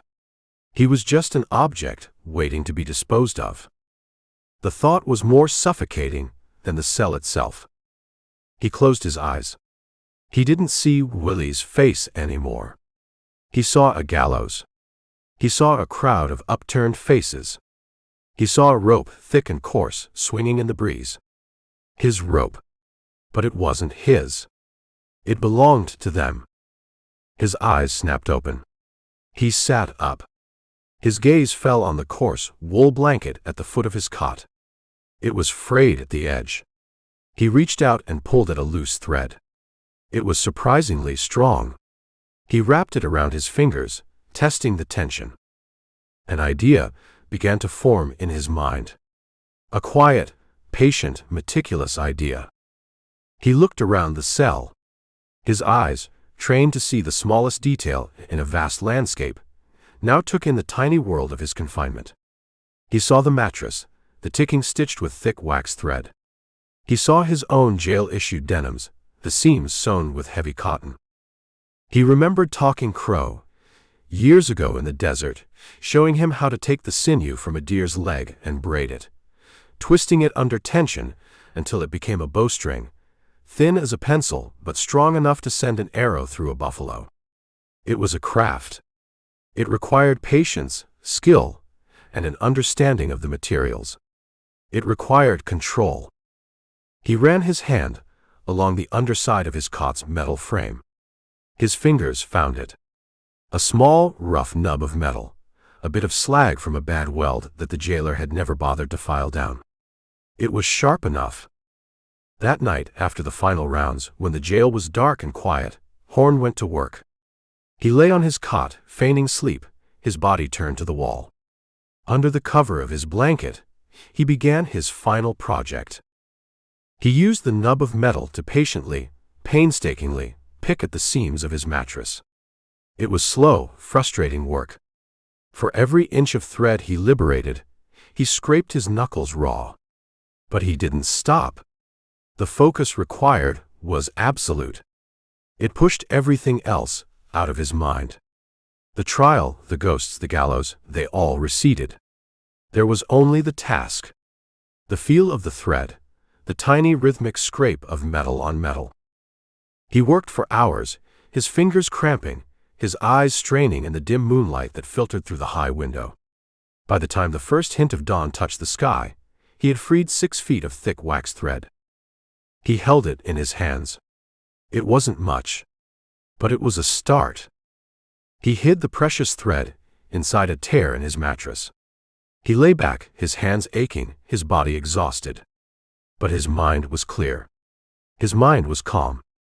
They could take his life. They could build their gallows and tie their knot. But he would not be a passive victim in his own death. He was a craftsman, and he had a job to do. Under the blanket, in the darkness, his fingers began to braid. Chapter 22. You got a visitor, Horn. Deputy Proctor's voice was bored, stripped of the excitement it held in the first few weeks after the sentencing. Now, 3 months in, Horn was just part of the routine. Proctor rattled a key in the lock of the outer corridor door. Says he's a preacher. Come to save your heathen soul, I reckon. Horn didn't look up from the letter he was writing. He sat on the edge of his cot, a small overturned bucket serving as his desk. The light from the high window was weak, but his eyes had adjusted to the gloom. He dipped the nib of a cheap pen into a small pot of ink and carefully formed another letter. The paper was coarse, the ink thin. It didn't matter. The words were what counted. He heard the footsteps approach his cell. One set was Proctor's heavy, shuffling gait. The other was lighter, more deliberate. Horn finished his sentence, set the pen down, and looked up. It was the preacher from the saloon. The same tall man in the same simple black suit, his face etched with a permanent, weary sorrow. He held a Bible in one hand. Leave you to it, Proctor said, already walking away. Yell when you're done. Don't take all day. The preacher stood on the other side of the bars, looking in. He didn't seem to see the cell, the bucket, the cot. He just looked at Horn. We met once before, the preacher said, his voice as calm and clear as Horn remembered it. I remember, Horn said. You gave a sermon. Something about Judgment Day. I did, the preacher acknowledged. It seems that day has come for you. It seems so. The preacher pulled a small stool from the warden's office down the hall and sat, placing it just outside the bars. I am Reverend Michael Thayer. I came to see how you are faring. I'm faring, Horn said. He gestured at the cell. The accommodations are steady. The food is predictable. I've got time to catch up on my correspondence. He nudged the letter on the bucket with a finger. Who are you writing to? Thayer asked. An old friend. Down in Arizona. We used to scout together. Horn didn't mention that the friend was dead, that he was writing to a ghost. The letters were for him, not for the mail. A way of setting his own story straight. That's good, the Reverend said. It's good to make peace with the people in your life. He paused, his gaze intense. Have you considered making peace with your God? Horn picked up the pen again, rolling it between his thumb and forefinger. The state of Wyoming seems to have made that appointment for me. November 20th. I'm not talking about their judgment, Mr. Horn. I'm talking about his. Thayer held up the Bible. The Lord is a font of infinite mercy. His forgiveness is there for any who ask for it with a true and penitent heart. It is not too late. Horn looked at the man. He wasn't a fire and brimstone shouter. He was quiet, earnest. He believed the words he was saying. Tell me something, Reverend, Horn said, his voice even. This forgiveness, is it the same for every sin? Thayer seemed to consider this. The Lord does not measure sin as we do. All transgressions are equal in his eyes, just as all souls are. So, Killing a man in a fair fight is the same as shooting a boy in the back. The Reverend flinched slightly. The act is the sin, Mr. Horn. The taking of a life created by God. The circumstances are for men to argue over in courtrooms. God looks at the soul. And what does he see in mine? Horn asked. It wasn't a challenge. It was a genuine question. He sees a man who has strayed far from the path, Thayer said softly. A man who has caused great pain. But he also sees a man capable of remorse. A man who can still be saved. Horn thought about the rope. It was nearly a quarter of the way finished. A tightly braided cord of thread harvested from his mattress, his denims, his blanket. He kept it hidden in a hollowed-out section of his mattress. It was his work. His craft. His penance. Braiding it was the only prayer he knew. And what does being saved get me? Horn asked. A better spot in the afterlife. It gets you peace, Thayer said. It allows you to face your final moments not with fear, but with the grace of God's love. I'm not afraid, Horn said, and it was the simple truth. Fear had died in him on the same foggy morning Willie had. What was left was just a quiet resolve. And grace. I don't think I'm entitled to any of that. Everyone is entitled to it. That is the very nature of grace, the Reverend insisted, leaning forward, his knuckles white on the cover of his Bible. It is a gift, freely given. All you have to do is accept it. Confess your sins. Ask for forgiveness. I already confessed my sins, Horn said. To a stenographer and a Pinkerton detective. They wrote it all down. It seems to me the accounts are settled. You confess to the state, to men. You have not confessed to God. Horn looked at the letter on the bucket. He had written about the day he and Talking Crow had found the Apache renegade, Jew. He had described the shot, the silence, the way the old man had placed the 2 stones on the body. The debt is marked, he had written. That was a religion, he understood. An action for an action. A debt paid in full. This idea of a gift, of unearned peace, felt cheap. It felt like an easy way out, and he knew he didn't deserve one. I appreciate you coming, Reverend, Horn said, a tone of finality in his voice. I expect you mean well. Thayer looked at him, his face full of a deep, profound sadness. He saw he was not getting through. He was offering a lifeline to a man who was not drowning, but calmly swimming toward the waterfall. Will you at least pray with me? Thayer asked, a last desperate offer. Horn considered it. It would be a kindness to the man. It would cost him nothing. But it would be a lie. No, he said, his voice gentle but firm. But I thank you for the offer. The Reverend stood. He looked down at the man in the cell, a man so lost he didn't even know it. He placed his hand on the Bible. May God find a way to your heart, Mr. Horn. Even if you won't let me. He turned and walked away, his footsteps echoing down the hall. Proctor. I'm done here. Horn listened until the sound of the outer door closing plunged the corridor back into silence. He picked up his pen, dipped it in the inkpot, and pulled the sheet of paper closer. He paused for a moment, then began to write again, his hand steady, the nib scratching quietly in the stillness of the cell. Chapter 23. You got one last visitor, Horn. Says it's official business. The new deputy's voice was young and nervous. He rattled the key in the lock, his hand unsteady. The whole jail had been tense all day, the air thick with the knowledge of what the morning would bring. Horn didn't look up from the cot. He was running a whetstone along the edge of a spoon he'd sharpened over weeks on the stone floor. It wasn't a weapon. It was a tool. A final tool for a final job. The cell door creaked open.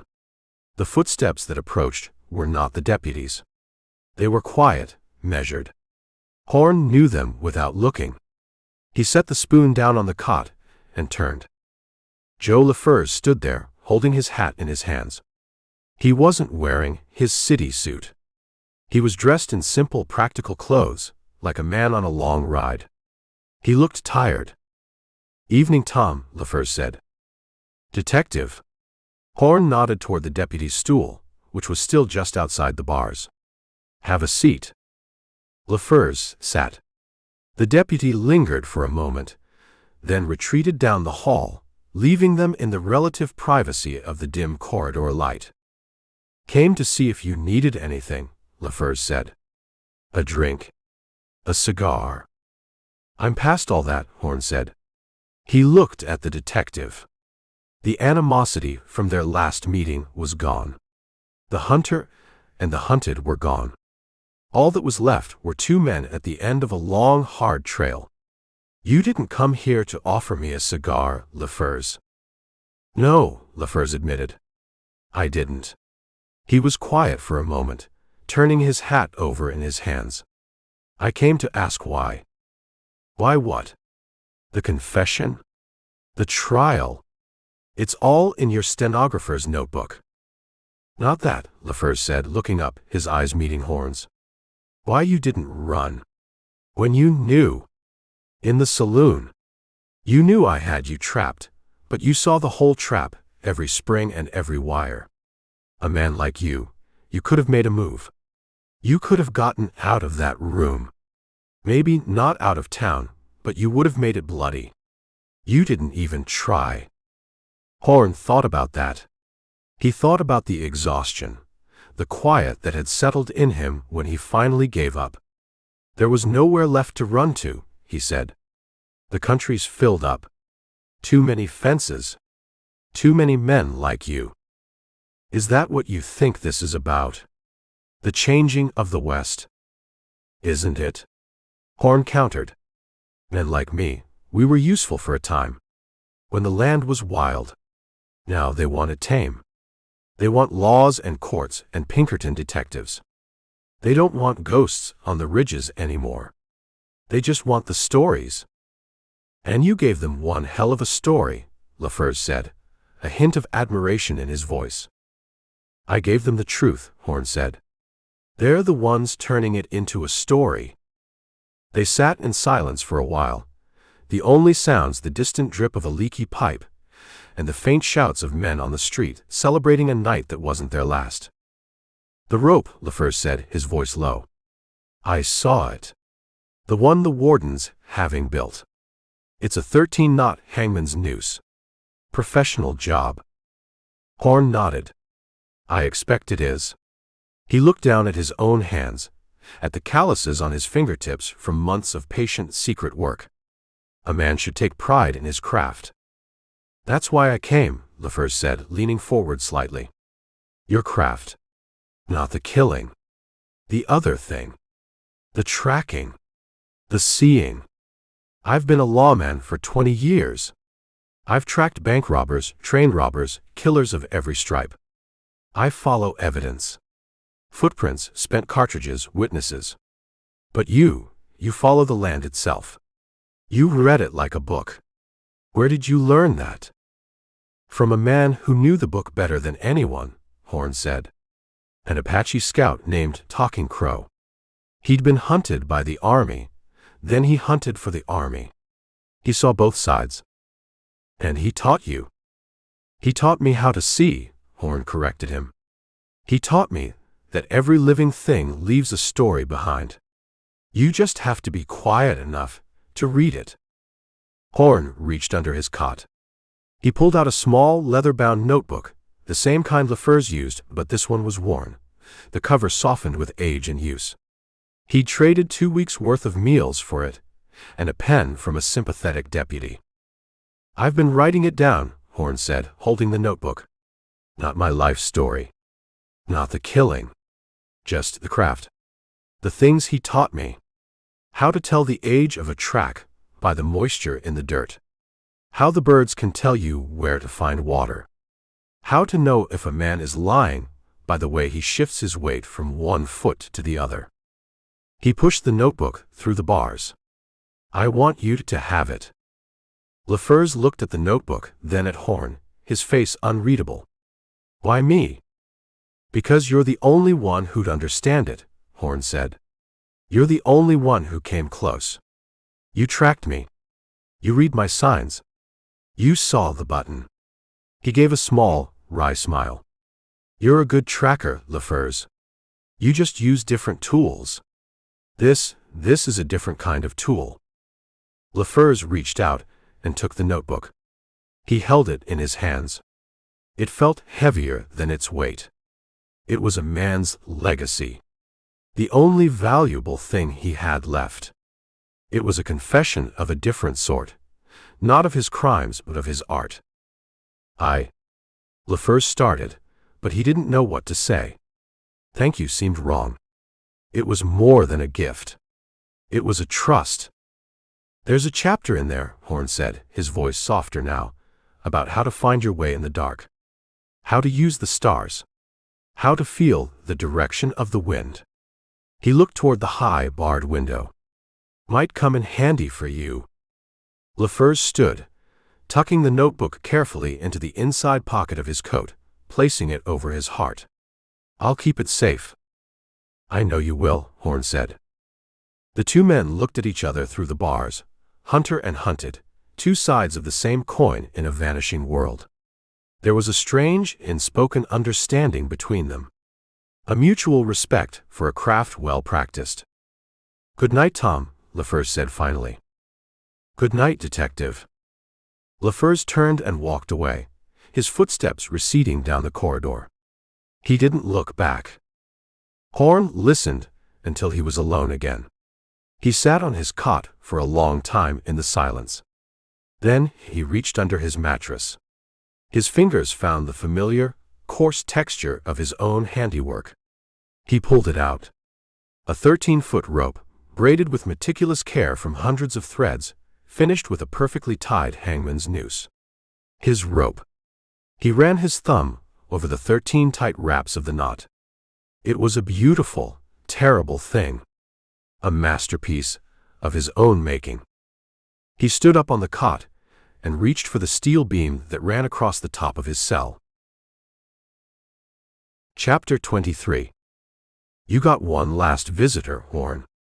Says it's official business. The new deputy's voice was young and nervous. He rattled the key in the lock, his hand unsteady. The whole jail had been tense all day, the air thick with the knowledge of what the morning would bring. Horn didn't look up from the cot. He was running a whetstone along the edge of a spoon he'd sharpened over weeks on the stone floor. It wasn't a weapon. It was a tool. A final tool for a final job. The cell door creaked open. The footsteps that approached were not the deputy's. They were quiet, measured. Horn knew them without looking. He set the spoon down on the cot and turned. Joe LaFurs stood there, holding his hat in his hands. He wasn't wearing his city suit. He was dressed in simple, practical clothes, like a man on a long ride. He looked tired. Evening, Tom, LaFurs said. Detective. Horn nodded toward the deputy's stool, which was still just outside the bars. Have a seat. LaFurs sat. The deputy lingered for a moment, then retreated down the hall, leaving them in the relative privacy of the dim corridor light. Came to see if you needed anything, LaFurs said. A drink? A cigar? I'm past all that, Horn said. He looked at the detective. The animosity from their last meeting was gone. The hunter and the hunted were gone. All that was left were two men at the end of a long, hard trail. You didn't come here to offer me a cigar, LaFurs. No, LaFurs admitted. I didn't. He was quiet for a moment, turning his hat over in his hands. I came to ask why. Why what? The confession? The trial? It's all in your stenographer's notebook. Not that, LaFurs said, looking up, his eyes meeting Horn's. Why you didn't run? When you knew. In the saloon. You knew I had you trapped, but you saw the whole trap, every spring and every wire. A man like you could have made a move. You could have gotten out of that room. Maybe not out of town, but you would have made it bloody. You didn't even try. Horn thought about that. He thought about the exhaustion, the quiet that had settled in him when he finally gave up. There was nowhere left to run to, he said. The country's filled up. Too many fences. Too many men like you. Is that what you think this is about? The changing of the West? Isn't it? Horn countered. Men like me, we were useful for a time. When the land was wild. Now they want it tame. They want laws and courts and Pinkerton detectives. They don't want ghosts on the ridges anymore. They just want the stories. And you gave them one hell of a story, LaFers said, a hint of admiration in his voice. I gave them the truth, Horn said. They're the ones turning it into a story. They sat in silence for a while, the only sounds the distant drip of a leaky pipe and the faint shouts of men on the street celebrating a night that wasn't their last. The rope, LaFers said, his voice low. I saw it. The one the wardens having built. It's a 13-knot hangman's noose. Professional job. Horn nodded. I expect it is. He looked down at his own hands, at the calluses on his fingertips from months of patient secret work. A man should take pride in his craft. That's why I came, LaFers said, leaning forward slightly. Your craft. Not the killing. The other thing. The tracking. The seeing. I've been a lawman for 20 years. I've tracked bank robbers, train robbers, killers of every stripe. I follow evidence. Footprints, spent cartridges, witnesses. But you follow the land itself. You read it like a book. Where did you learn that? From a man who knew the book better than anyone, Horn said. An Apache scout named Talking Crow. He'd been hunted by the army, then he hunted for the army. He saw both sides. And he taught you. He taught me how to see, Horn corrected him. He taught me that every living thing leaves a story behind. You just have to be quiet enough to read it. Horn reached under his cot. He pulled out a small, leather-bound notebook, the same kind LaFers used, but this one was worn, the cover softened with age and use. He'd traded 2 weeks' worth of meals for it, and a pen from a sympathetic deputy. I've been writing it down, Horn said, holding the notebook. Not my life story. Not the killing. Just the craft. The things he taught me. How to tell the age of a track by the moisture in the dirt. How the birds can tell you where to find water. How to know if a man is lying by the way he shifts his weight from one foot to the other. He pushed the notebook through the bars. I want you to have it.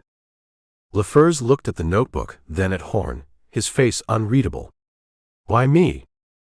Because you're the only one who'd understand it, Horn said. You're the only one who came close.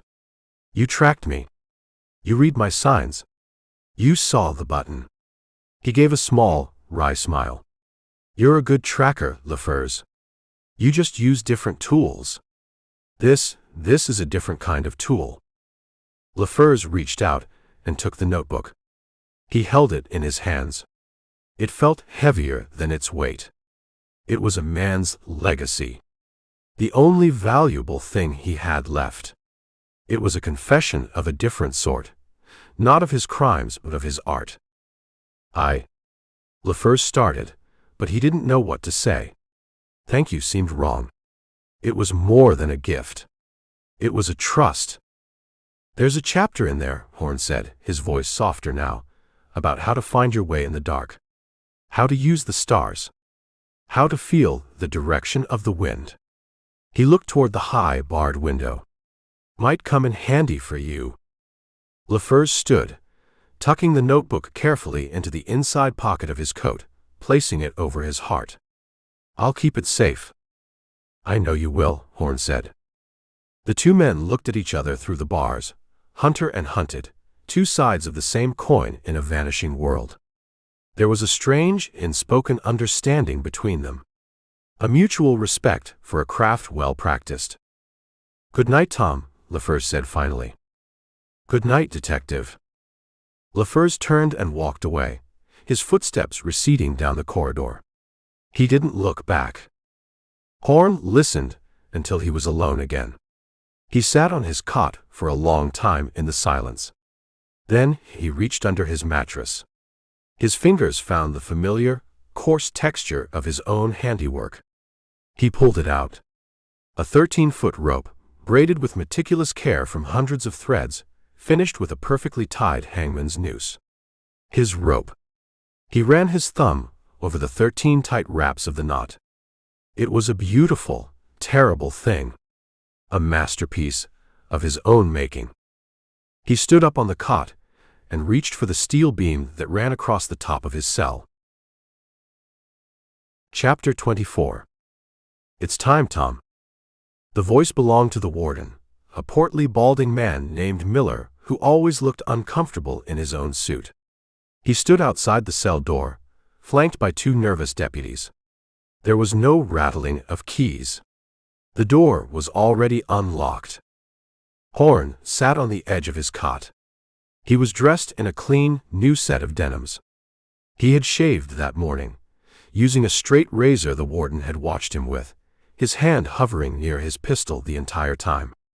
Horn had taken his time, scraping away the last 5 months of neglect, until the man in the small mirror was a stranger, leaner and older, but recognizable. He stood up. In his right hand, he held a neatly coiled rope. It was 13 feet long, a little thicker than his thumb, braided with an intricate, obsessive tightness. At one end was a perfectly tied hangman's noose. The warden's eyes fixed on the rope. "What's that?" "A piece of my own work," Horn said, his voice calm. "I'd like to take it with me."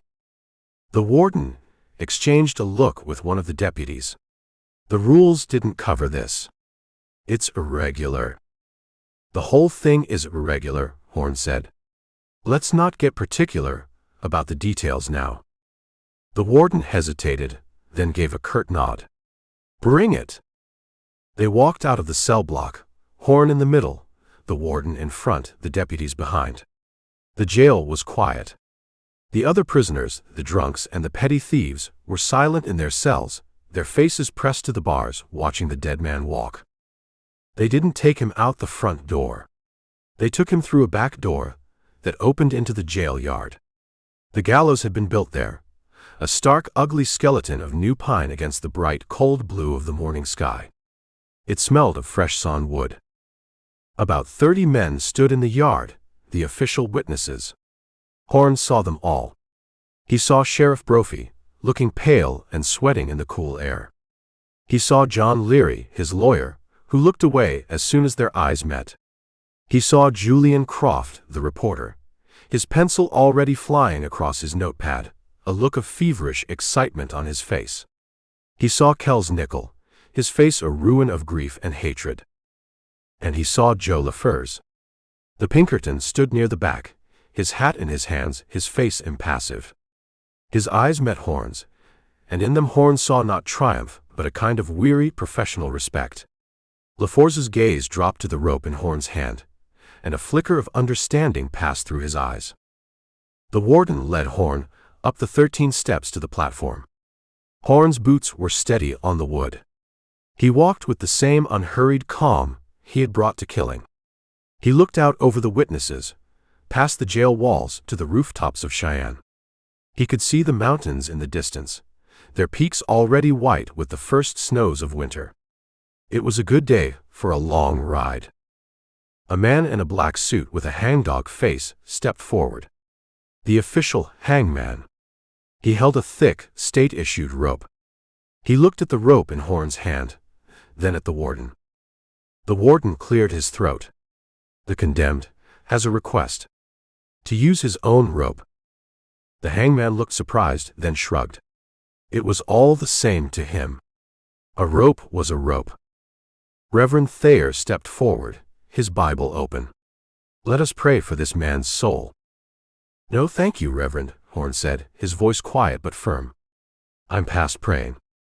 The Reverend looked at him with his sad eyes, then nodded and stepped back.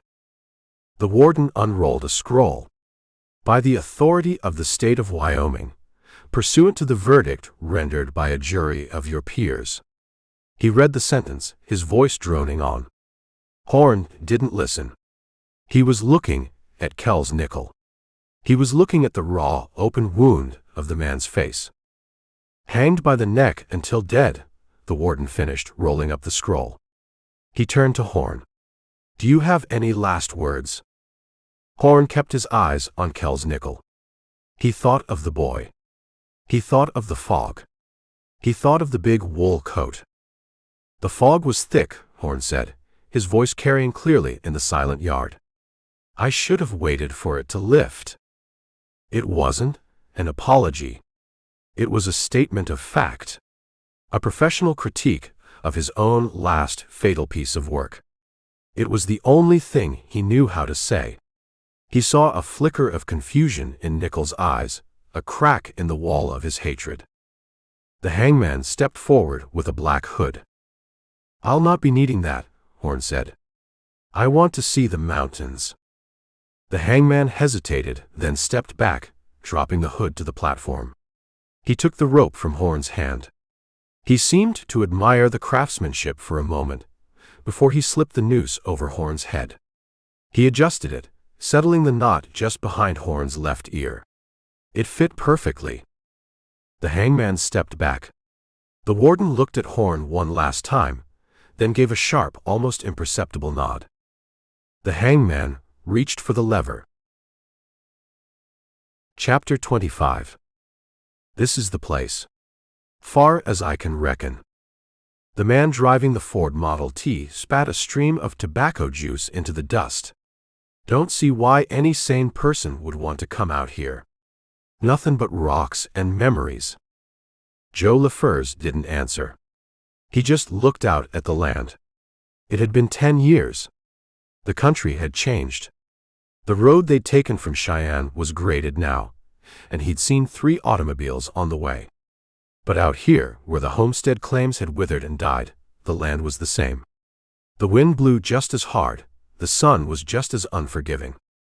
He paid the driver, a young man with no memory of the name Tom Horn. "Wait for me back on the main road. I may be a while." "Suit yourself," the driver said, already turning the car around. "Just don't get bit by a snake." LaFers watched the car rattle away, leaving a plume of dust that settled slowly back onto the sagebrush. He was alone. He preferred it that way. He stood on the ridge overlooking the basin where the Miller homestead had been. The dugout was gone, collapsed in on itself, the roof timbers rotted, leaving a sunken, rectangular scar in the hillside. The corral had long since fallen down, the wire swallowed by the weeds. Nature was taking the land back. LaFers was older now.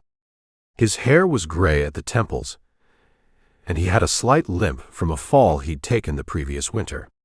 He'd retired from the Pinkertons 5 years ago. But he hadn't retired from Tom Horn. He walked down the slope, his movements slow and methodical. He wasn't looking for the dugout.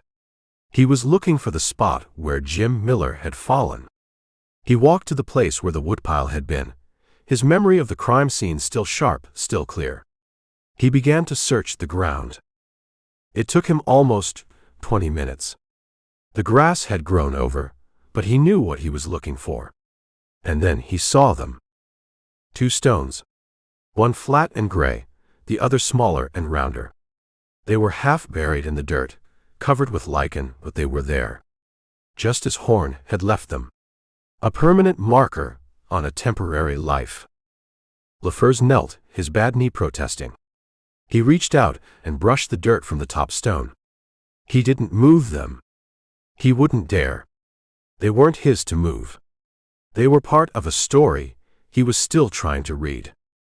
He pulled a small, worn leather notebook from the inside pocket of his coat. Horn's notebook. He'd read it 100 times.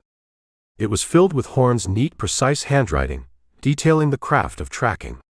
There were drawings of animal prints, notes on wind direction, descriptions of how to read the fear in a man's eyes. There was nothing in it about killing. Nothing about stones. The book was clean. The man had not been. LaFurs had become obsessed. After the execution, he'd spent years tracing Horn's path. He'd gone to Arizona, talked to old Army scouts who remembered him. He'd gone to the hole-in-the-wall country. He'd visited the graves of the men Horn had killed. Powell Lewis Grant. At each spot, if he looked hard enough, he found the stones. Sometimes they were scattered, knocked over by cattle or time. But they were always nearby. He was the unofficial curator of the Cairn Killers Museum, the sole visitor to a series of outdoor exhibits no one else knew existed. Why? He'd asked himself that question 1,000 times. It wasn't about the law anymore. It was about the man. He'd caught him, yes. He'd used Horn's own guilt to spring the trap. But he'd never truly understood him. He'd captured the man, but the legend had escaped. He looked at the two stones. They weren't a signature of a killer. He understood that now. They were a receipt. Acknowledgement of a debt paid. It was a strange, hard kind of honor. A code that had no place in the world of courtrooms and newspapers. It was the religion of a man who believed in balancing his own books because he knew no one else could. A shadow passed overhead. LaFurs looked up. A hawk circled in the vast, empty sky. He thought of Horn on the gallows, refusing the hood, wanting to see the mountains. He had faced the end with the same calm he had faced everything else. He had made his own rope. He had controlled the one thing left he could control. LaFurs stood up, his knee groaning in protest. The West had changed. The cattle barons were mostly gone, replaced by oilmen and politicians. The range was fenced and cross-fenced. The ghosts were being paved over. But the stones remained. He put the notebook back in his pocket. He had done what he came to do. He had borne witness. He had paid his respects not to the victim, but to the act itself, to the strange, terrible permanence of it. He turned and began the long walk back to the road, where the young man in the Ford Model T was waiting to take him back to a world that no longer had room for men like Tom Horn. A world that no longer had room for men like him either. He didn't look back. He didn't need to. He knew the stones would be there, waiting, quiet, marking the spot. Love audiobooks? Get over 100 Wild Western audiobook on YouTube. Subscribe for full listens, no fluff. Wild Western Roundup. Want even more action-packed adventures in the Wild West? Join the posse. Download your free copy of Wrangler today. Or keep reading the Rip Campbell Wild Western series in Amazon. Wild Western Rip Campbell Adventures. Duckfoot Ranch. Pecan Creek War. Scatter Shot. $10 Mustang. Pistol Whipped. Red River Ferry. Last Drop. Cow Puncher. Bearcat Pass. Fast Shot. As Good as Gold. Ramble Range. Claim Jumper. Gunpowder Trouble. Bushwhack Range. Bearwash War. Kicking Dust. Outlaw Range. Six Gun Preacher. Or grab one half of these in the box set on Amazon. Saddle up. Want all 30 Wild Western novels in one massive box set bundle? There are even more Wild Western adventures waiting on you at the pass. Head 'em off. The end.